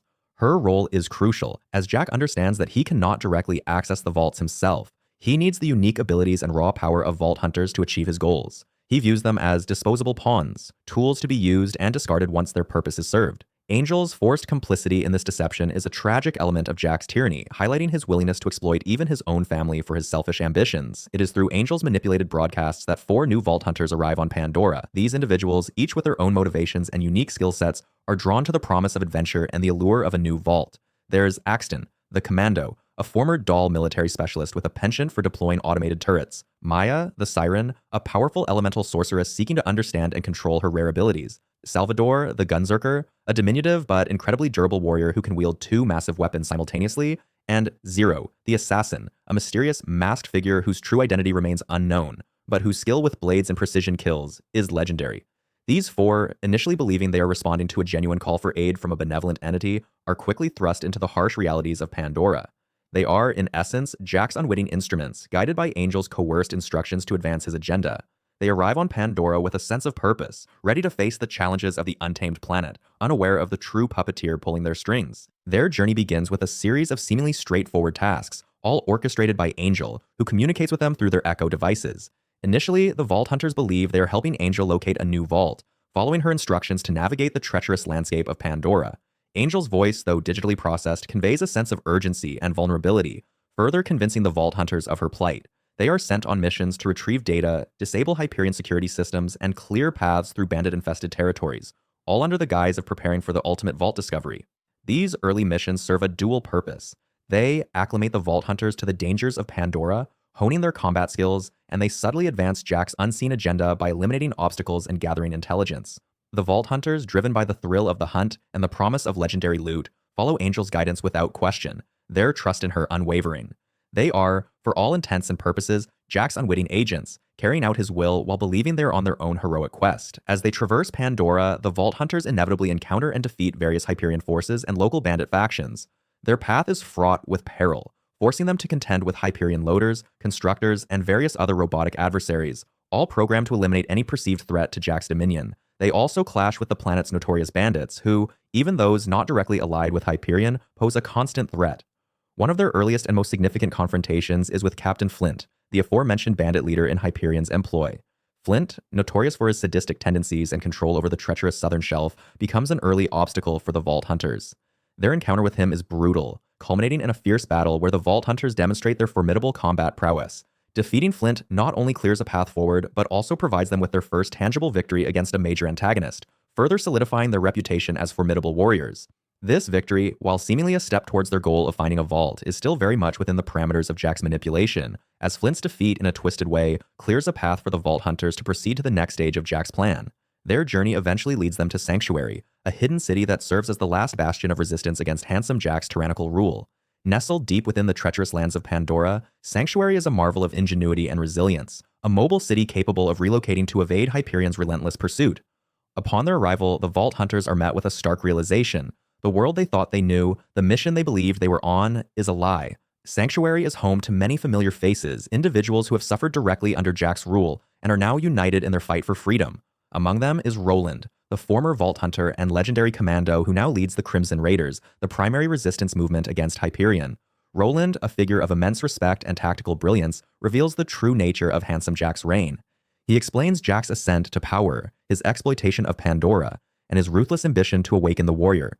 It is within the walls of Sanctuary that the Vault Hunters learn of Jack's true intentions and the extent of his tyrannical rule over Pandora. Roland and other members of the Crimson Raiders, including Lilith, the powerful Siren, and Mordecai, the skilled sniper, recount tales of Jack's cruelty, his disregard for human life, and his insatiable thirst for power. They describe how Jack has transformed Hyperion from a corporate entity into a totalitarian regime, using its resources to enslave the populace, destroy dissenting voices, and reshape Pandora in his own image. The Vault Hunters are presented with irrefutable evidence of Jack's atrocities, from the forced labor camps to the indiscriminate bombings of civilian settlements. They learn that Angel, the voice that has guided them thus far, is not a benevolent entity, but a prisoner, coerced into aiding her father. This revelation shatters their initial perceptions, transforming their quest from a simple vault hunt into a desperate struggle for the very soul of Pandora. The fight is no longer just about loot and glory. It's about freedom, justice, and stopping a madman from unleashing an ancient power that could doom the entire galaxy. The stakes have been raised exponentially, and the Vault Hunters, now fully aware of the true enemy, prepare to join the Resistance in a battle that will determine the fate of Pandora and beyond. As 2012 progressed, the cunning of Handsome Jack became increasingly apparent. He didn't just want the Vault Key, he wanted you, the new Vault Hunters, to do his dirty work. He manipulated events, subtly guiding your path, ensuring that you eliminated obstacles that stood in his way. One such obstacle was Wilhelm, a powerful Hyperion cyborg and a recurring antagonist from the original Borderlands. Wilhelm, now heavily augmented and serving as a formidable enforcer for Jack, was guarding a critical component for the Warrior's awakening, a component Jack needed but didn't want to risk his own top-tier forces to acquire. By pushing you into direct conflict with Wilhelm, Jack not only removed a potential threat to his plans, but also conserved his resources, letting you, the unwitting pawns, bear the brunt of the fight. This strategic brilliance, or perhaps sheer audacity, was a hallmark of Jack's manipulative genius. Following your confrontation with Wilhelm, your journey took you deeper into Hyperion's vast, sprawling infrastructure. You infiltrated their heavily fortified facilities, navigating through automated defenses, legions of loaders, Hyperion's robotic infantry, and increasingly dangerous human personnel. Each facility held a piece of the Vault Key, scattered by Jack with deliberate precision, ensuring you had to traverse the most dangerous and strategically important locations. These weren't mere scavenger hunts. Each acquisition was a hard-fought battle, pushing your skills and teamwork to their limits. You braved the oppressive atmosphere of the dust, infiltrated the sprawling industrial complex of Opportunity, and even ventured into the frigid, high-altitude environment of the Fridge. Each piece of the key was a testament to Jack's meticulous planning, forcing you to overcome increasingly complex challenges, all while believing you were working against him, when in reality, you were dancing to his tune. The process was grueling, a relentless gauntlet designed to test your mettle and prepare you, unknowingly, for the ultimate confrontation. With the Vault Key components finally assembled, Jack's true intentions began to crystallize, though his ultimate goal remained shrouded in mystery. He made his move, a calculated strike that sent shockwaves through the Crimson Raiders. Roland, the stoic leader of the Crimson Raiders and a former Vault Hunter himself, was captured by Jack's forces. This wasn't just a tactical move, it was a deeply personal one, designed to inflict maximum emotional damage on the Resistance. Jack intended to use Roland, specifically his siren powers, to power the Vault Key. Sirens, for those unfamiliar, are a rare, powerful class of women with extraordinary abilities, and Roland, while not a siren himself, possessed a unique connection to the Iridium energy that fueled their powers, a connection Jack sought to exploit. This act was a clear demonstration of Jack's escalating ruthlessness, his willingness to sacrifice anyone, even a respected leader, to achieve his twisted vision. The capture of Roland was a devastating blow to the Crimson Raiders, a stark reminder of Jack's pervasive reach and his utter disregard for life. The capture of Roland ignited a fierce determination within the Vault Hunters and the remaining Crimson Raiders. They knew what they had to do: launch a daring assault on Jack's seemingly impregnable stronghold, the Hyperion moonbase Helios. Helios, a massive orbital station visible from Pandora, was a symbol of Jack's power and technological superiority. It was heavily defended, bristling with advanced weaponry and a seemingly endless supply of Hyperion forces. The assault was a desperate gambit, a high-stakes mission with the fate of Roland and potentially Pandora itself hanging in the balance. The journey to Helios was perilous, requiring intricate planning and flawless execution.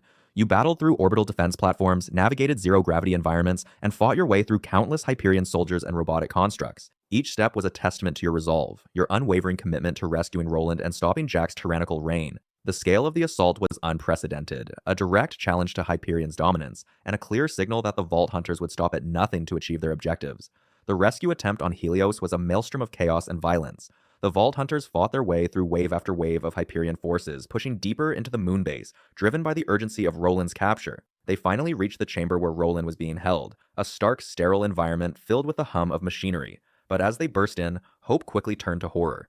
In a moment of chilling cruelty, handsome Jack, with a smirk on his face and a casual flick of his wrist, murdered Roland.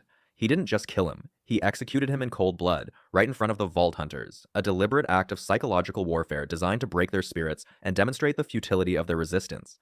The gunshot echoed through the chamber, a deafening finality that ripped through the hearts of everyone present. Roland, the steadfast leader, the beacon of hope for many, fell lifelessly to the ground.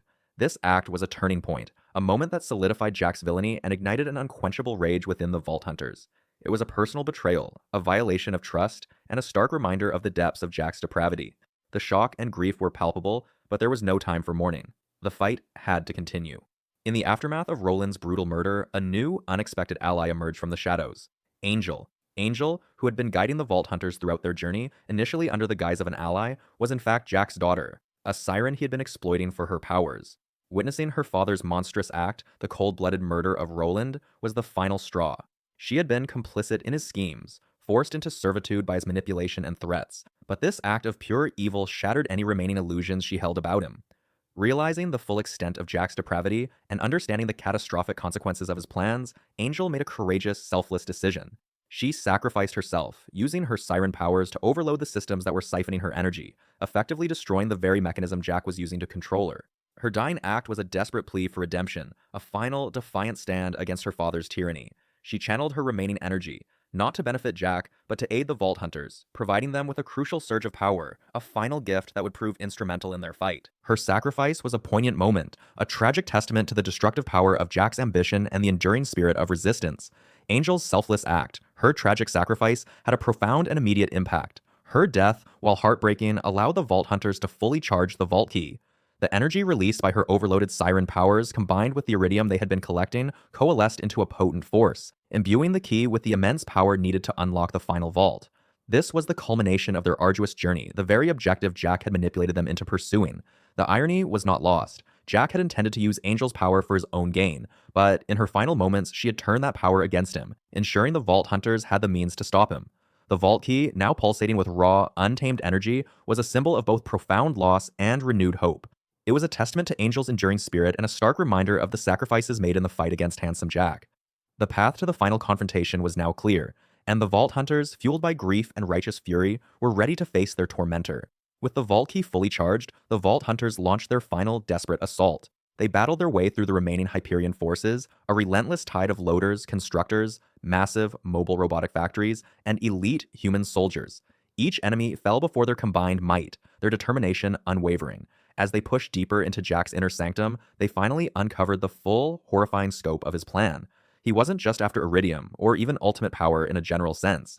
He intended to awaken the Warrior, a legendary Iridian construct of immense power, rumored to be capable of reshaping entire planets. The warrior was not merely a guardian of a vault, it was a weapon, an instrument of mass destruction that Jack planned to unleash upon Pandora, wiping out all who opposed him and ushering in his twisted vision of a perfect world. This revelation solidified Jack's status as a true megalomaniac, a man willing to commit genocide to achieve his goals. The stakes were higher than ever. This wasn't just about stopping a madman, it was about preventing the annihilation of an entire planet. Despite the Vault Hunters' valiant efforts, they were ultimately too late to prevent the inevitable. Jack, with the fully charged vault key in his possession, successfully awakened the warrior.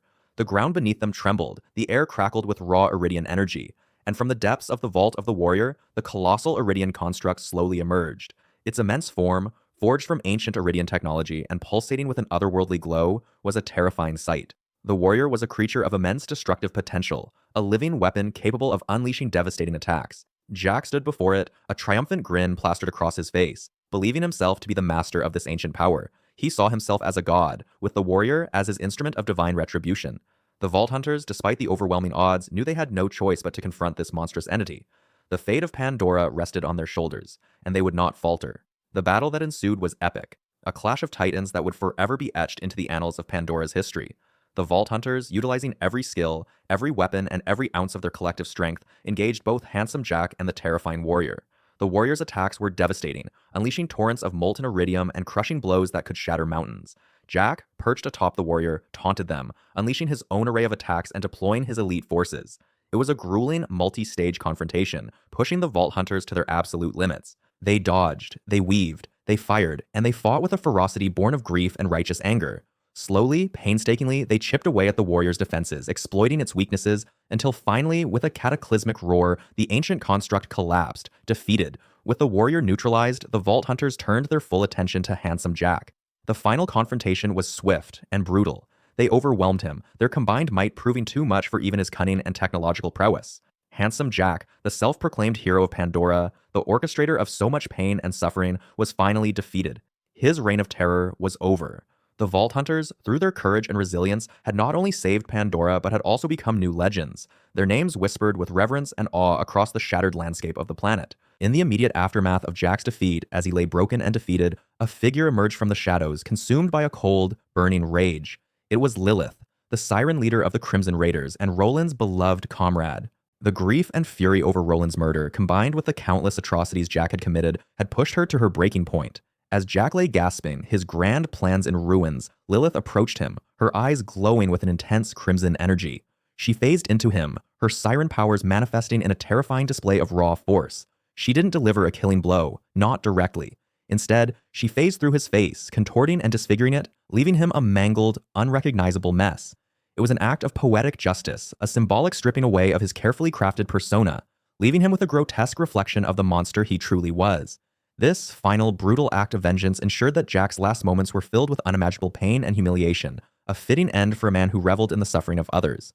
With his face irrevocably warped, Handsome Jack, the tyrannical CEO, the manipulative villain, finally met his demise, his twisted legacy forever etched into the history of Pandora. The era of Handsome Jack had come to a violent, definitive close.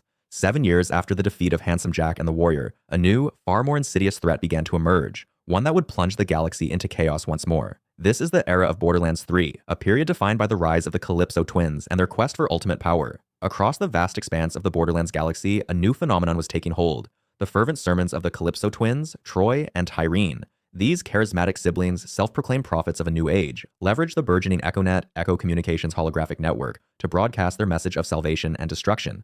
They preached of a looming galactic purge, of the need to cleanse the weak, and of their divine right to unlock the ultimate power of the vaults. Their followers, a rapidly expanding cult known as the Children of the Vault, Seov, were drawn from the downtrodden, the disillusioned, and the desperate, offering them a sense of belonging and purpose within a violent, chaotic universe. Troy, the seemingly weaker twin, often played the role of the earnest, slightly awkward preacher, while Tyreen, with her magnetic personality and unsettling intensity, was the true driving force, manipulating her brother and their followers with chilling precision. Their broadcasts, often featuring brutal executions and promises of untold glory, became a viral sensation, spreading like wildfire across countless planets, recruiting legions of fanatical adherents who would readily die for their divine leaders. The Calypsos, however, were not merely content with spiritual dominion. Their true ambition lay in acquiring immense, tangible power, specifically the power contained within the fabled vaults. To achieve this, they began an aggressive and systematic search for the fragments of the Great Vault Key. Unlike previous vault keys, which were often found through archaeological expeditions or scientific endeavors, the Calypsos employed a far more direct and brutal approach. Tyreen, a siren, a rare individual possessing extraordinary, often mystical, powers of devastating capability, possessed the unique ability to leech the life force and, crucially, the powers of others. This parasitic ability allowed her to drain the energy from living beings and even from the Eridians themselves, the ancient alien race responsible for constructing the vaults. Troy, her twin brother, also exhibited siren powers, an anomaly that defied all known Eridian and siren lore, as male sirens were believed to be impossible. This shared yet distinct power made them a formidable duo. They dispatched their fanatical children of the vault across various planets, using their cult, following as an army and as a vast network of informants, meticulously searching for any hint or rumor of vault key fragments.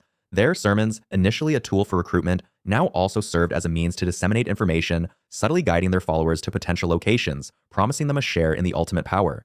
Witnessing the escalating threat posed by the Calypso twins and their rapidly expanding cult, Lilith, now the undisputed leader of the Crimson Raiders, understood the gravity of the situation.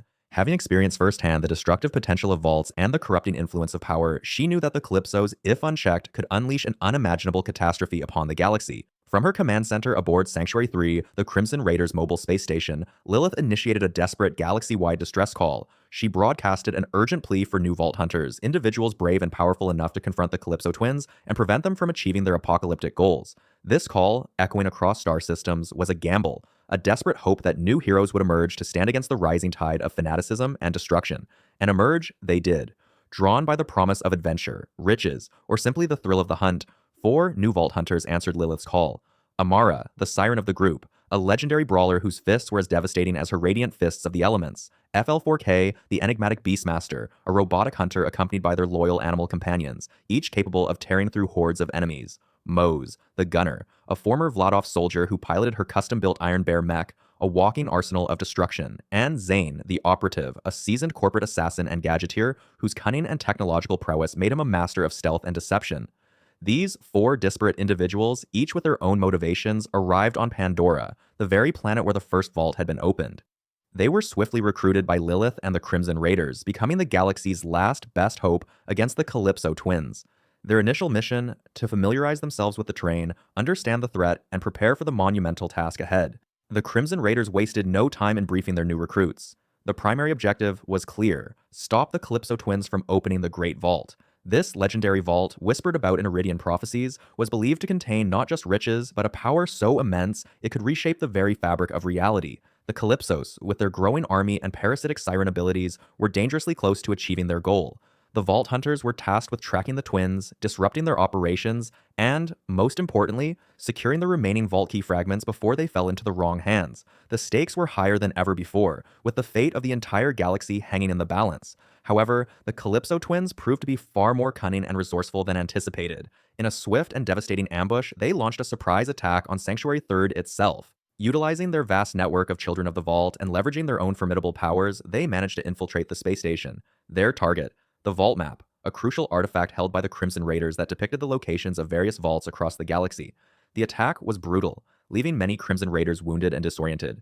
During the chaos, the Calypsos successfully stole the Vault Map, revealing their true, terrifying plan in the process. They declared their intention to absorb the power of not just one, but multiple Vault monsters, believing that by doing so, they would become unstoppable, godlike beings capable of ushering in their promised galactic purge. This audacious act served as a stark warning. The Calypsos were not to be underestimated, and their ambition knew no bounds. Following the devastating attack on Sanctuary 3, the Vault Hunters, now with a clear understanding of the Calypso's immediate objectives, pursued them to Promethea, a sprawling urban planet and the corporate headquarters of Malawan, one of the galaxy's leading weapons manufacturers.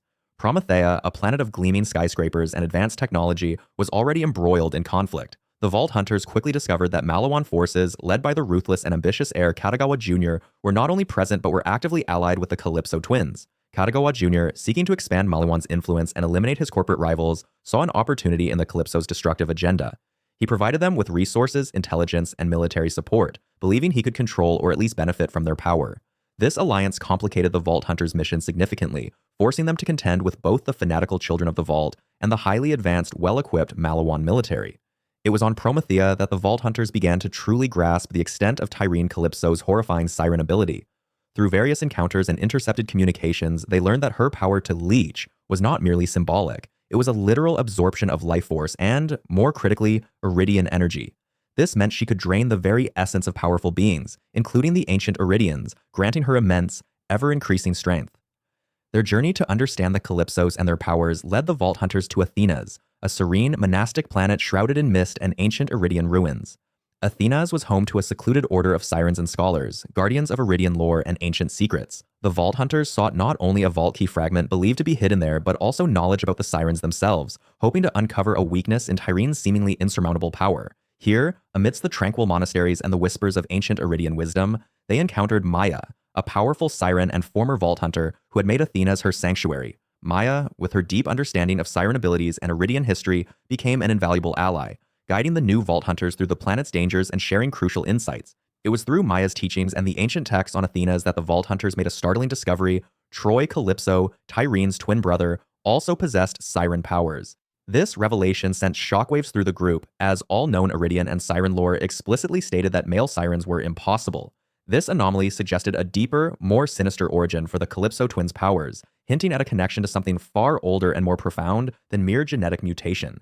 The implications were terrifying. If the rules of siren abilities could be bent, what other ancient powers could the Calypsos manipulate? With the knowledge of Troy's anomalous siren powers and a vault key fragment secured from Athenas, the Vault Hunters pressed on, following the Calypso's trail to Eden 6.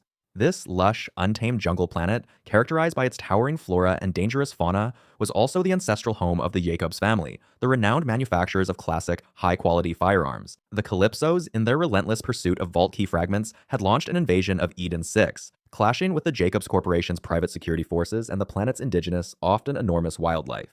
The Vault Hunters found themselves embroiled in a desperate fight across the planet's swamps and jungles, battling both the fanatical children of the Vault and the planet's formidable dinosaurs, some of which had been corrupted and enhanced by the Calypso's influence. During their arduous journey across Eden 6, the Vault Hunters bore witness to a horrifying display of Tyrene Calypso's escalating power. They watched, helpless, as Tyrene confronted and absorbed the power of the Vault monster native to Eden 6. This act of parasitic consumption was not merely a symbolic gesture. It was a tangible acquisition of raw, primal energy, visibly transforming Tyrene. Her physical form became more imposing, her aura more menacing, and her powers grew exponentially, making her an even more formidable and terrifying adversary. The experience solidified the Vault Hunters' understanding of the existential threat posed by the Calypso twins. They were not merely seeking to open a vault, they were becoming the vaults themselves, absorbing the very essence of ancient power. The Calypso twins, fueled by their insatiable hunger for power and the adulation of their fanatical followers, finally revealed their ultimate terrifying ambition: to open the Great Vault. This legendary Eridian construct, whispered about in ancient texts and sought by countless treasure hunters, was not merely a repository of alien technology or a prison for cosmic horrors. To Tyrene and Troy, it represented the ultimate prize, a gateway to godhood itself. They genuinely believed that by fully activating and merging with the Great Vault, they could transcend their mortal forms, becoming beings of unimaginable power, capable of reshaping the galaxy to their will and leading their children of the Vault into a new, glorious age of ascension. This twisted theology, a perversion of ancient Eridian prophecy, justified every act of violence and manipulation they had committed, positioning them as divine instruments destined to usher in a new cosmic order. Their relentless pursuit of vault keys, the ancient artifacts required to unlock these Eridian structures, culminated in their return to Pandora, the very planet where the original Vault Hunters had made their names. It was here, amidst the familiar craggy wastes and blood-soaked battlefields, that the Calypsos initiated their final grand ritual to open the Great Vault. This particular Great Vault, unlike the smaller, more localized vaults found across the galaxy, was not on Pandora itself, but on its moon, Elpis. The twins, with their vast army of fanatical cultists and their newly acquired siren powers, began to siphon the planet's latent Eridian energy, preparing to unleash whatever ancient, destructive force lay dormant within. The air crackled with raw power, the sky above Pandora growing ominously dark as Elpis glowed with an unnatural, malevolent light. The fate of the galaxy hung precariously in the balance, as the twins' twisted vision of salvation threatened to consume all. The newly formed team of Vault Hunters, having tracked the Calypsos across multiple worlds and endured countless skirmishes, arrived to confront the twins during this critical phase of their ritual. On the desolate surface of Elpis, within the heart of the Eridian ruins, they engaged Troy Calypso, who had by this point absorbed an immense amount of siren energy, twisting his body and amplifying his destructive capabilities. The battle was fierce, a desperate struggle against a foe who wielded the very essence of chaos. Though Troy fought with the ferocity of a cornered beast, attempting to drain the life force from the Vault Hunters and the planet itself, the combined might and tactical prowess of the heroes proved too much. They managed to defeat him, critically wounding the malevolent siren. However, in a shocking and horrific turn of events, his sister, Tyreen, ever the pragmatist and utterly ruthless, did not mourn his defeat. Instead, she seized the opportunity. As Troy lay dying, his life force ebbing, Tyreen, with a grotesque display of her own parasitic siren ability, absorbed his remaining life force and, more significantly, his siren power. This act, a brutal culmination of their symbiotic yet ultimately parasitic relationship, solidified her dominance and dramatically amplified her own capabilities, making her an even more formidable threat. With Troy's power now flowing through her, Tyreen underwent a horrifying transformation. She had always been a formidable siren, but with her brother's essence added to her own, and with the Great Vault's energies coursing through her, she became something truly monstrous. Her form warped and distended, her body merging with the very Eridian architecture of the Great Vault itself. She became the destroyer of worlds, a colossal, grotesque entity of pure Eridian energy and raw, destructive power. Her skin became hardened Eridian rock, her limbs elongated and weaponized, and her eyes burned with the malevolent light of 1,000 dying stars. She was no longer just Tyreen Calypso, the charismatic cult leader. She was the physical manifestation of the Great Vault's destructive potential, a being intent on consuming all life in the galaxy to fuel her own twisted ascension. Her goal was no longer merely to open the vault, but to become the vault, to become the ultimate apex predator, draining the life from every living thing, every planet, every star, until only she remained. The Vault Hunters, now facing a threat unlike any they had ever encountered, engaged in a climactic, desperate battle with Tyreen the Destroyer. The fate of the entire galaxy rested on their shoulders. Tyreen, now merged with the Great Vault, unleashed torrents of Eridian energy, summoning ancient constructs and attempting to literally drain the life force from the heroes and the very moon they stood upon. The fight was a grueling test of endurance, skill, and courage, as the Vault Hunters dodged devastating attacks, exploited her weaknesses, and poured every ounce of their firepower into the monstrous siren. They understood the stakes. If Tyreen succeeded in fully merging with the Great Vault and consuming enough energy, she would become an unstoppable force, capable of ending all existence. Their objective was clear: prevent her from fully realizing her destructive potential, even if it meant sacrificing everything. It was during this desperate struggle, as Tyreen threatened to overwhelm the Vault Hunters and unleash an irreversible cataclysm, that Lilith, the legendary Firehawk siren and leader of the Crimson Raiders, made a profound and heartbreaking realization. She understood that conventional means would not be enough to stop Tyreen. The only way to seal the Great Vault and prevent the Destroyer from consuming all life was to reignite the dormant Eridian energy of Pandora's moon, Elpis, itself.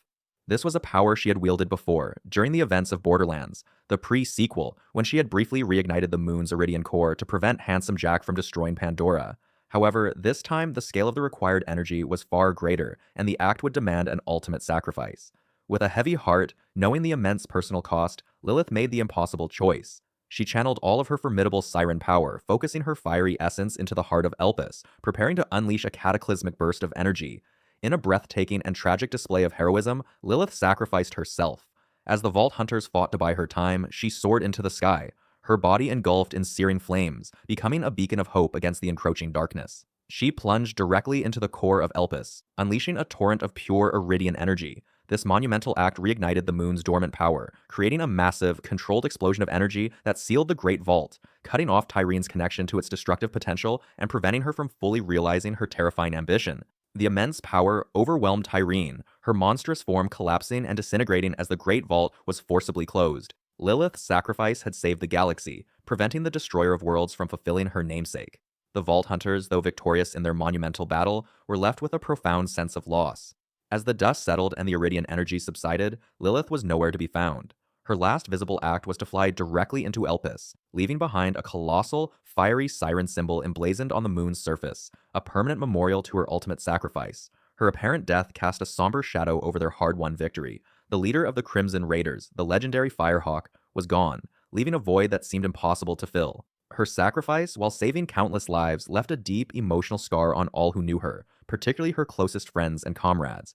In the aftermath of the Calypso twins' defeat and Lilith's sacrifice, the Crimson Raiders, now without their charismatic and powerful leader, began the arduous process of rebuilding. The galaxy had been scarred by the fanaticism of the Children of the Vault and the destructive ambition of the Calypsos. Planets had been ravaged, populations terrorized, and ancient Eridian sites plundered. However, the Crimson Raiders, embodying Lilith's spirit of resilience and determination, were not broken. They continued their mission to protect the innocent, to fight against tyranny, and to explore the mysteries of the universe, albeit with a heavy heart and a renewed sense of purpose. New leaders would eventually emerge, but Lilith's legacy would forever guide their path. The legacy of the Calypso twins, Tyreen and Troy, was one of unparalleled destruction and fanatical devotion. They left behind a galaxy scarred by their cult's violence, their insatiable hunger for power, and their twisted vision of ascension. Their story served as a stark warning about the dangers of unchecked ambition, the seductive power of charisma, and the devastating consequences of religious extremism. Yet, despite the immense suffering they caused, their reign ultimately solidified the heroism of the Vault Hunters and the Crimson Raiders. The galaxy, though wounded, was ultimately saved by the courage and sacrifice of those who stood against the Calypso's destructive path. The Vault Hunters, having proven their heroism beyond any doubt, their names etched into the annals of galactic history, continued their adventures. The events of the Great Vault Saga, the epic confrontation with the Calypsos, and Lilith's ultimate sacrifice forever changed them. They had faced down godlike power, witnessed unimaginable destruction, and made impossible choices. Their bond, forged in the fires of battle and tempered by shared loss, grew stronger. They remained guardians of the galaxy, ever vigilant against new threats, forever seeking new challenges, and forever carrying the memory of those they had lost in their fight for a better future. The universe, it seemed, would always have more vaults to discover, more villains to defeat, and more stories to tell. Welcome back, Vault Hunters, to the continuing saga of the Borderlands universe. We now arrive at a rather unique entry in our chronological journey, one that takes us beyond the traditional confines of Pandora and its sister planets, yet remains deeply rooted in the spirit of the franchise. Our next stop on the timeline, following directly on the heels of the events of Borderlands 3, is the fantastical realm of Tiny Tina's Wonderlands. While the core narrative of Borderlands 3 concluded with the defeat of the Calypso twins and the opening of numerous vaults across the galaxy, the adventures of our favorite characters didn't entirely cease. In the immediate aftermath of those galaxy-altering events, a new kind of story began to unfold, one born from the vibrant imagination of a certain explosive expert. We're talking, of course, about Tiny Tina and her legendary game of bunkers and badasses. Tiny Tina's Wonderlands is not a direct continuation of the overarching Borderlands narrative in the traditional sense, but rather a meta-narrative, a story within a story. It takes place entirely within a Bunkers and Badasses campaign, a tabletop role-playing game much like Dungeons & Dragons, meticulously crafted and dungeon-mastered by Tiny Tina herself. For those unfamiliar, Bunkers and Badasses, or B&B as it's affectionately known, is a recurring element in the Borderlands universe, a beloved pastime of several key characters, and a vehicle for some truly memorable comedic moments. The setting for this particular B&B campaign is not some dusty corner of Pandora or a newly discovered alien world, but rather the whimsical and often chaotic space aboard Brighthoof. Now, for the uninitiated, the name Brighthoof might conjure images of majestic starships soaring through the cosmos. However, in true Tina fashion, Brighthoof is not actually a ship. It's a cleverly disguised, highly customized, and surprisingly spacious bunker, likely somewhere on Pandora, repurposed by Tina to serve as the ultimate B&B headquarters. Inside this elaborate setup, Tina, ever the enthusiastic and slightly unhinged dungeon master, is joined by two other familiar faces: Brick, the hulking, lovable berserker of the original Vault Hunters, and Mr. Torg Flexington, the loud, explosive-obsessed CEO of the Torg Corporation. These three form the core players of this particular campaign, with Tina guiding the narrative, and Brick and Torg embodying their respective in-game characters. The primary player character in this B&B campaign, and by extension, the character you control, is known simply as the Fate Maker. The Fate Maker is a new player to Tina's B&B campaign, a fresh face joining the established dynamic of Brick and Torg's characters. You, as the Fate Maker, are guided by Tina through this fantastical world she has meticulously created. Tina's narration, often punctuated by her signature eccentricities and sudden shifts in tone, serves as your primary source of information, quest directives, and, occasionally, exasperated commentary on your choices. The campaign begins in the vibrant and perilously charming realm of the Wonderlands. This is Tina's magnum opus, a world teeming with magic, mythical creatures, and more than a few explosive surprises. Specifically, your journey as the Fate Maker commences in the bustling yet currently besieged town of Brighthoof.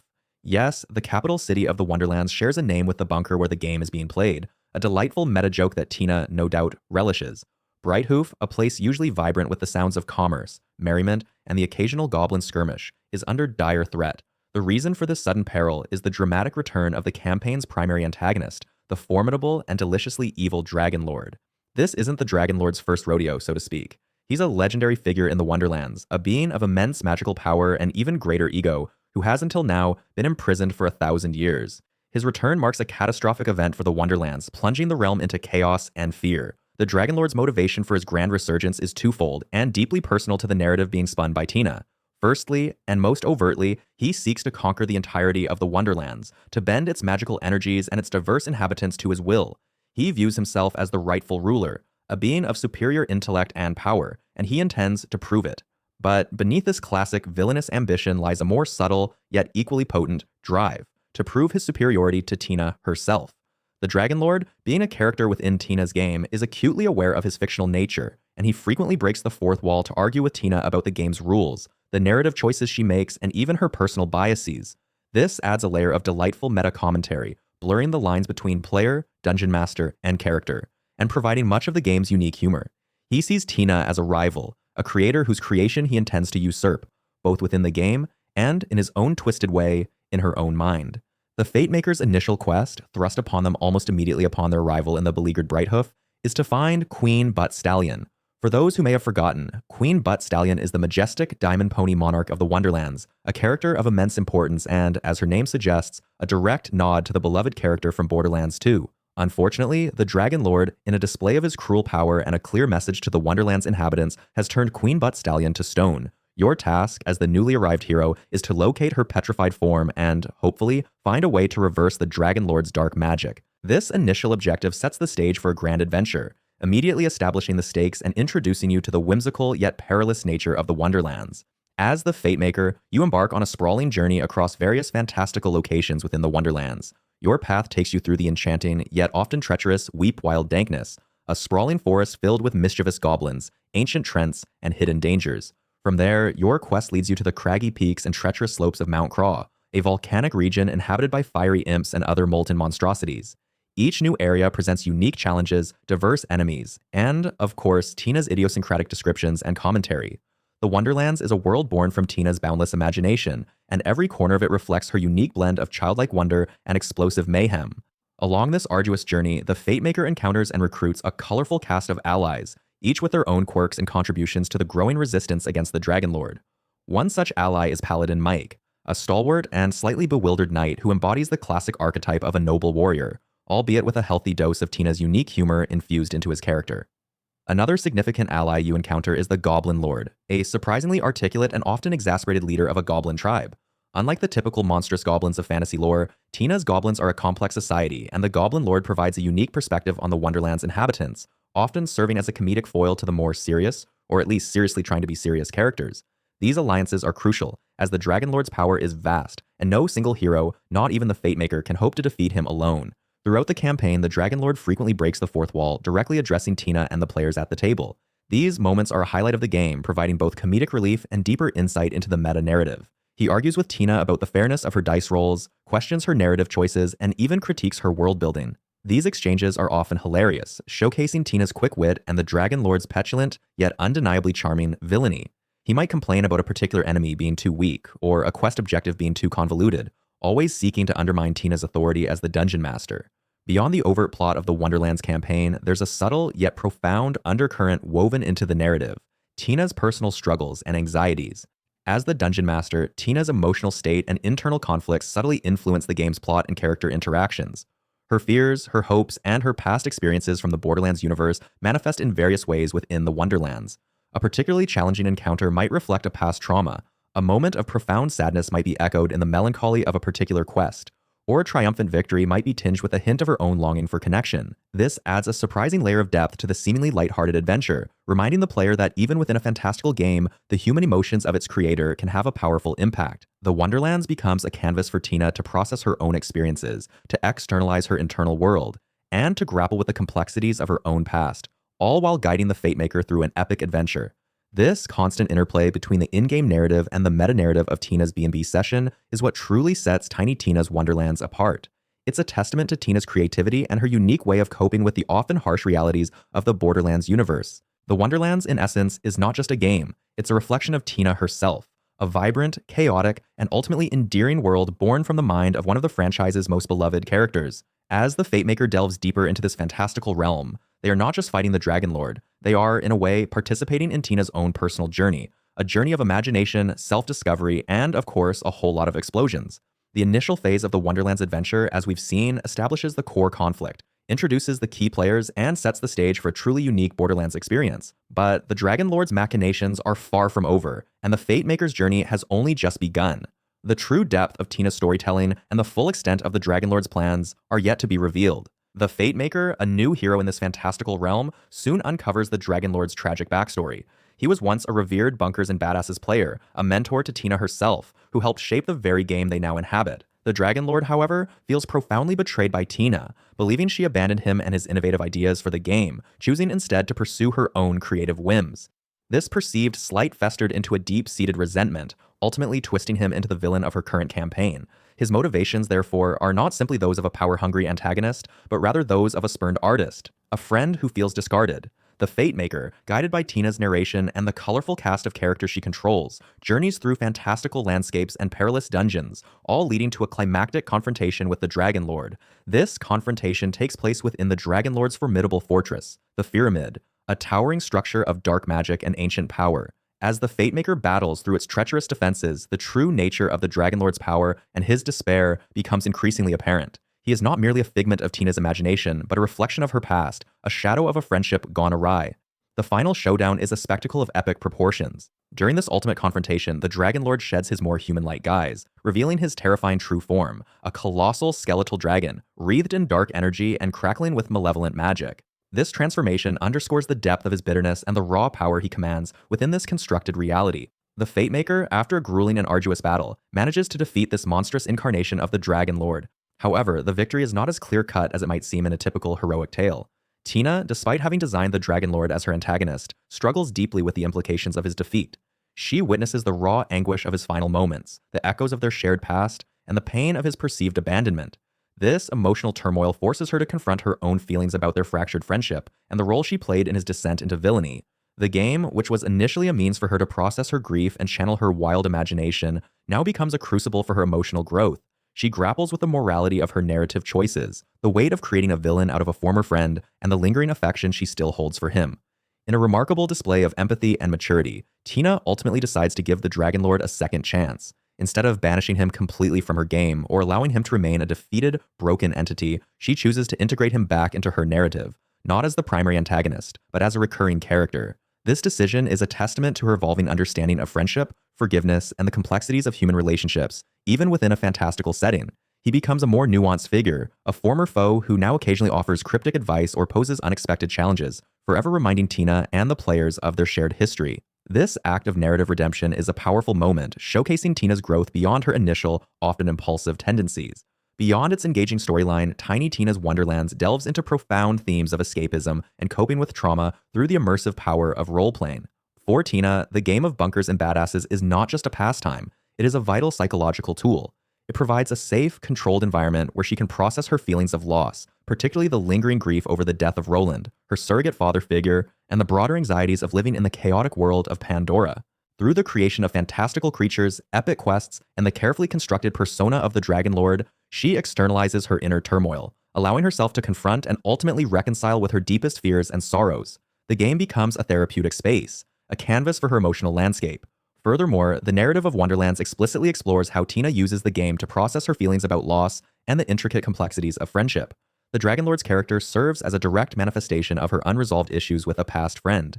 His sense of betrayal mirrors Tina's own fears of abandonment and her struggles with maintaining meaningful connections in a world often defined by violence and transient alliances.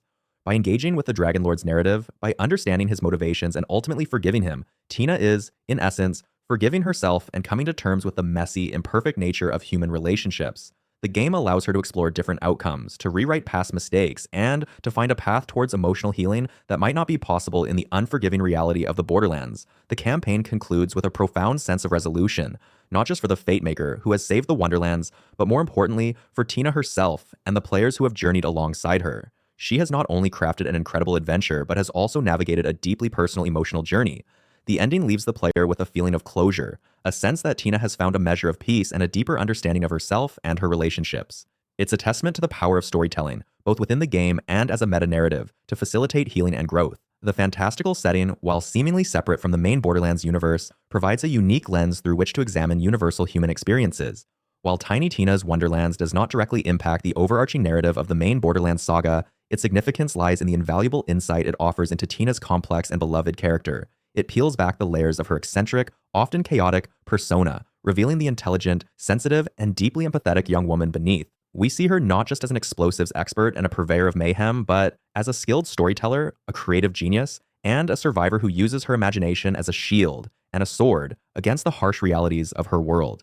This standalone adventure enriches our understanding of Tina, providing a crucial piece of her emotional puzzle and solidifying her place as one of the most compelling figures in the entire Borderlands universe. It demonstrates that even within the most outlandish settings, profound character development and emotional resonance can be found, offering a unique and poignant perspective on the power of games and the human spirit. And so, we arrive at the 10th entry in our comprehensive Borderlands timeline, a narrative that unfolds approximately 1 year after the cataclysmic events of Borderlands 3.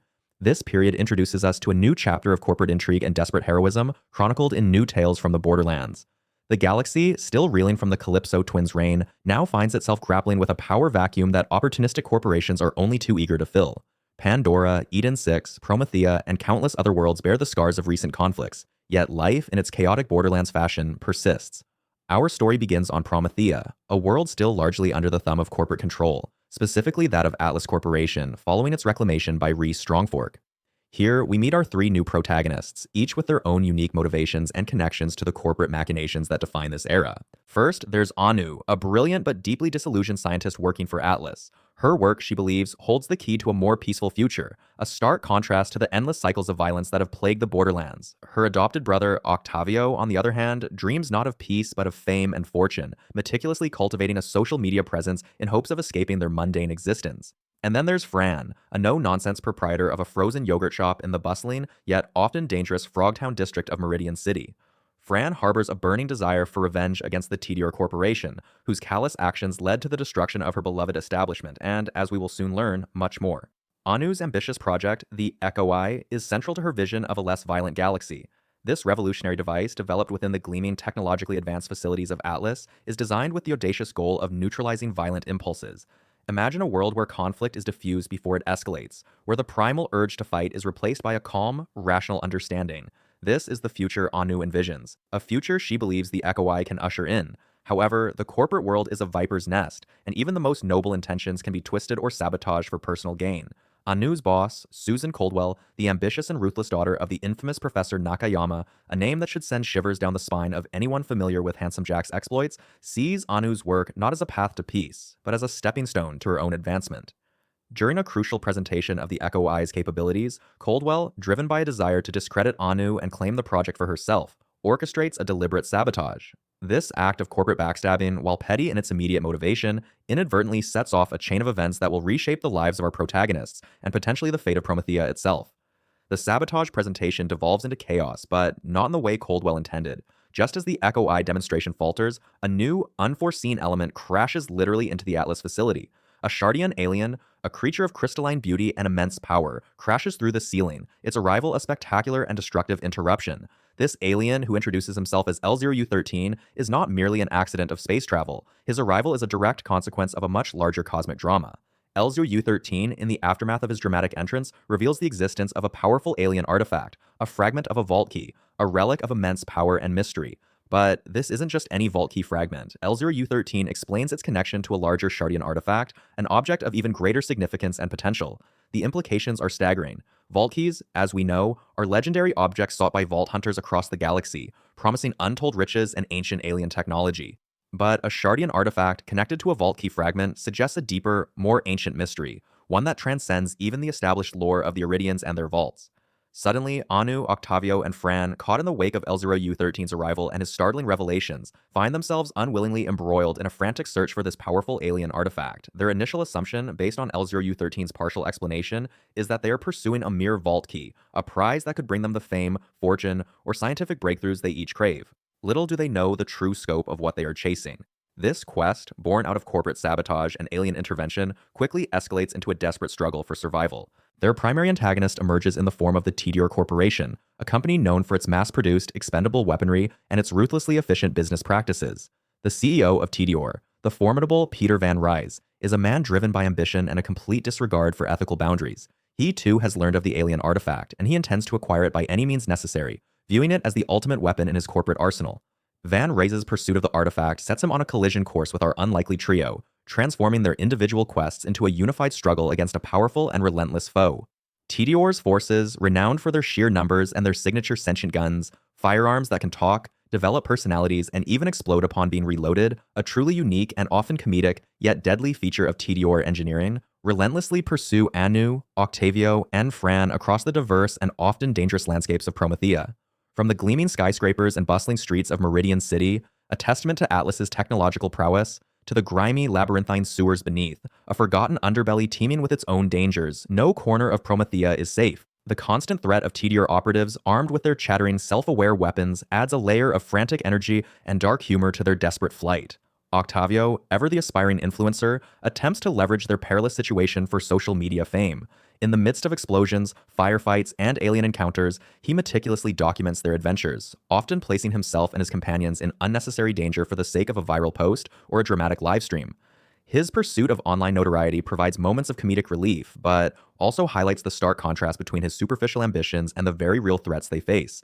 His constant need for validation and his often reckless decisions underscore his immaturity, yet also reveal a resilient, if misguided spirit. Fran, fueled by her personal vendetta, finds herself confronting TDR operatives with a ferocity born of grief and anger. The destruction of her frozen yogurt shop by TDR forces was not just a financial loss, it was a personal affront, a symbol of their callous disregard for ordinary lives.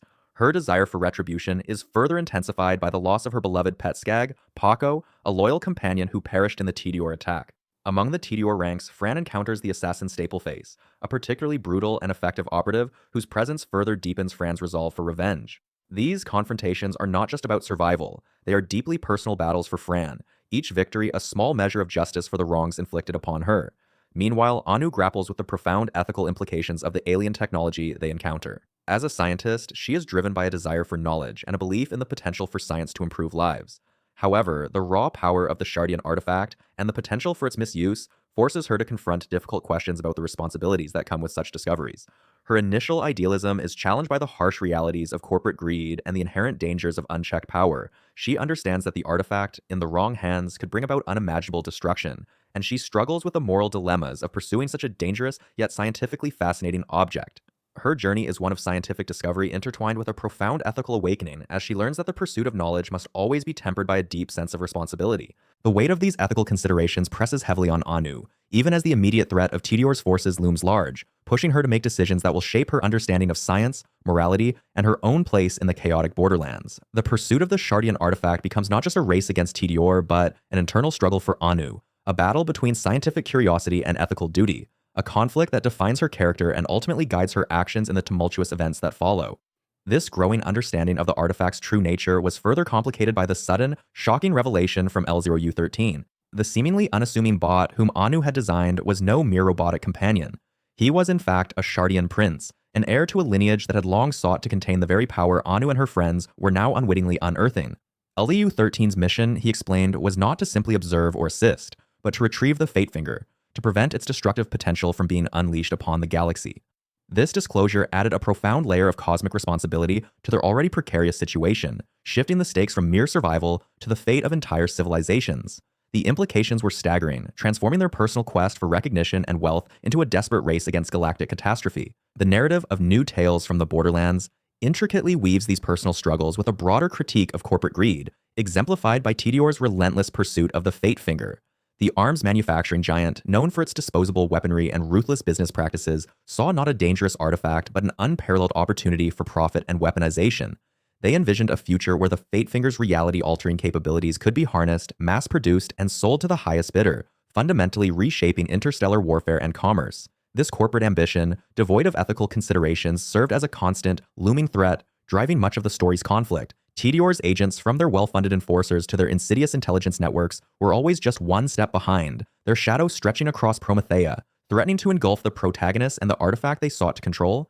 Parallel to this corporate machination, the game delves into the complexities of personal ambition. Octavio, driven by an insatiable desire for fame and recognition, initially viewed the Fate Finger as his ticket to stardom, a means to escape the mundane existence of a Promethean street kid and become a celebrated influencer. His journey is one of gradual disillusionment, as the true dangers of the artifact and the moral compromises required to wield it become horrifyingly clear. Anu, on the other hand, began her quest with an idealistic vision, hoping to use her scientific prowess to uplift humanity and solve the galaxy's most pressing problems. Her initial idealism, however, is slowly chipped away by the harsh realities of their situation, forcing her to confront difficult ethical dilemmas and embrace a more pragmatic, sometimes morally ambiguous approach to achieve her goals. Fran, meanwhile, grapples with the fallout from her frozen yogurt shop's destruction and her own personal demons, her ambitions shifting from revenge to a desperate desire for stability and a return to some semblance of normalcy, albeit a normalcy defined by her unique brand of aggressive entrepreneurship. These intertwining ambitions, both noble and self-serving, create a rich tapestry of character development, highlighting the diverse motivations that drive individuals in the chaotic Borderlands universe. As the trio navigated the treacherous landscape of Promethea, they encountered a diverse array of Promethean factions and individuals, each with their own agendas and roles in the unfolding drama. Among these were the skateboarders, a quirky, sewer-dwelling community who, despite their seemingly innocuous hobby, possessed a surprising depth of knowledge about Promethea's hidden pathways and a fierce loyalty to their own. Their assistance, often unexpected, provided crucial moments of respite and strategic advantage. More significantly, they crossed paths with the mysterious bounty hunter, Reese. This was not the CEO Reese of Atlas, but a different individual, a hardened hunter operating in the shadowy underbelly of Promethea, whose motivations were initially unclear. His presence added another layer of intrigue, his actions often ambiguous, forcing the protagonist to question his allegiance and whether he was a potential ally or another obstacle in their path. These encounters served to expand the scope of the narrative, demonstrating the intricate web of life and power struggles that defined Promethea beyond the immediate conflict over the Fate Finger. Through these various interactions and their ongoing investigations, the protagonists gradually pieced together the true nature of the Fate Finger. They learned that this Shardian weapon possessed an almost unimaginable power, the ability to manipulate probabilities and alter reality itself. This wasn't merely a device for destruction, but a tool that could fundamentally rewrite the fabric of existence, shifting luck, influencing events, and even bending the laws of physics. The realization of this immense power was both awe-inspiring and terrifying, underscoring the catastrophic consequences should it fall into the wrong hands. The Fate Finger could make a coin land on its edge indefinitely, cause a seemingly impossible shot to hit its mark, or even subtly nudge the decisions of individuals, all by shifting the probabilities of those outcomes. This made it incredibly dangerous, a weapon capable of rewriting history and shaping the future on a cosmic scale, far beyond the capabilities of any conventional arms. The stakes escalated dramatically when Susan Coldwell, a character who had initially presented herself as a potential ally, or at least a neutral party, revealed her true colors. Coldwell, it turned out, was working directly with Tidiore, a corporate mole embedded within the unfolding events. Her ultimate goal was to betray Anu and her companions, seizing the Fate Finger for Tidiore, and by extension, for her own advancement within the ruthless corporation. This betrayal was a sharp reminder of the constant danger of corporate espionage and the pervasive influence of Tidiore's reach. Coldwell's actions forced the protagonist to confront the harsh reality that trust was a luxury they could ill afford in their desperate quest, further isolating them and pushing them to rely solely on each other. Her attempt to claim the Fate Finger for herself was a pivotal moment, forcing a direct confrontation and solidifying Tidiore as the primary antagonist. With Coldwell's betrayal confirming Tidiore's direct involvement and their imminent threat, the trio knew they had to act decisively. Their mission shifted from merely understanding the Fate Finger to actively securing it.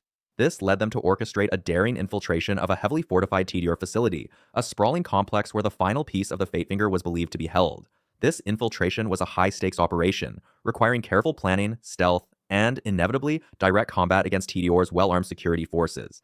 The facility itself was a testament to Tidiore's technological prowess and their ruthless efficiency, a labyrinth of automated defenses and heavily armed personnel. Their journey through the facility was fraught with peril, each corridor and chamber presenting new challenges and forcing them to utilize their unique skills and newfound understanding of the Fate Finger's capabilities. This dangerous mission culminated in a direct confrontation with Peter Van Rys, a high-ranking Tidiore executive who was overseeing the company's efforts to acquire and weaponize the artifact.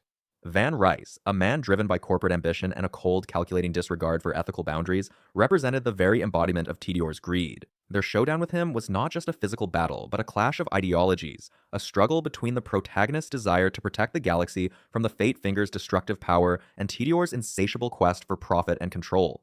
During this climactic confrontation, with the Fate Finger now fully assembled and its immense power within their grasp, the protagonists were faced with a series of critical choices. The Fate Finger was not merely an object, it was a cosmic lever, capable of reshaping reality itself. The decisions they made regarding its use and ultimate fate would have profound and irreversible consequences, not just for them, but for Promethea and potentially the entire galaxy. They could choose to destroy the artifact, eradicating its power and preventing it from ever being used for ill, but also eliminating any potential for good it might possess. They could attempt to use it for good, to rectify past wrongs, to bring about a new era of peace and prosperity, but this path was fraught with the danger of unintended consequences and the corrupting influence of such immense power. Or, in a moment of weakness or desperation, they could allow Tidiore to possess it, surrendering to the corporate giant and unleashing its destructive potential upon the galaxy. Each option presented a moral quandary, forcing them to weigh the immediate benefits against the long-term repercussions, to confront their own values and the limits of their ambition. Ultimately, the protagonist had to determine the fate of the artifact, a decision that would define their legacy and shape the future of Promethea. Their choices were not easy, and the consequences were far-reaching. If they chose to destroy the Fate Finger, they would be seen as heroes, having sacrificed a source of immense power to safeguard the galaxy, but they would also lose any opportunity to leverage its abilities for positive change. If they opted to use it for good, they would embark on a perilous path, constantly battling the temptation of its power and the moral complexities of wielding such a reality-altering device. This path could lead to unprecedented advancements or catastrophic failures, depending on their wisdom and restraint. And if they allowed Tediore to claim it, they would effectively condemn the galaxy to a future dominated by corporate tyranny and endless conflict, their own ambitions and ideals crushed under the heel of corporate greed. Their decisions, whatever they may be, irrevocably shaped their own futures, leading to various outcomes for Anu, Octavio, and Fran, and the broader Promethean landscape. Anu, the brilliant but sometimes naive scientist, might find herself either hailed as a savior of science or burdened by the responsibility of wielding unimaginable power, her idealism either vindicated or shattered. Octavio, the ambitious influencer, could either achieve genuine fame through heroic actions or be consumed by the pursuit of fleeting notoriety, his journey ending in either redemption or further disillusionment. Fran, the tough-as-nails businesswoman, might rebuild her frozen yogurt empire on a grander scale, her resilience rewarded, or she might find herself forever battling the ghosts of her past, her entrepreneurial spirit either flourishing or being stifled by the weight of her choices. The Fate Finger's influence, even in its absence or destruction, would forever echo through their lives, a testament to the profound impact of their choices. Promethea itself would be transformed, either liberated from the threat of Tediore's dominion and the Fate Finger's destructive potential, or plunged into a new era of corporate control and cosmic instability. The events of New Tales from the Borderlands serve as a powerful reminder that even in a chaotic universe like the Borderlands, individual choices, no matter how small, can have monumental consequences, shaping not just personal destinies but the very fabric of reality. From the initial discovery of the vaults to the ongoing struggles against corporate tyranny and the ever-present threat of cosmic horrors, the Borderlands saga has unfolded across a chaotic yet interconnected universe, a testament to the enduring spirit of its unlikely heroes and villains. And that is the complete Borderlands timeline.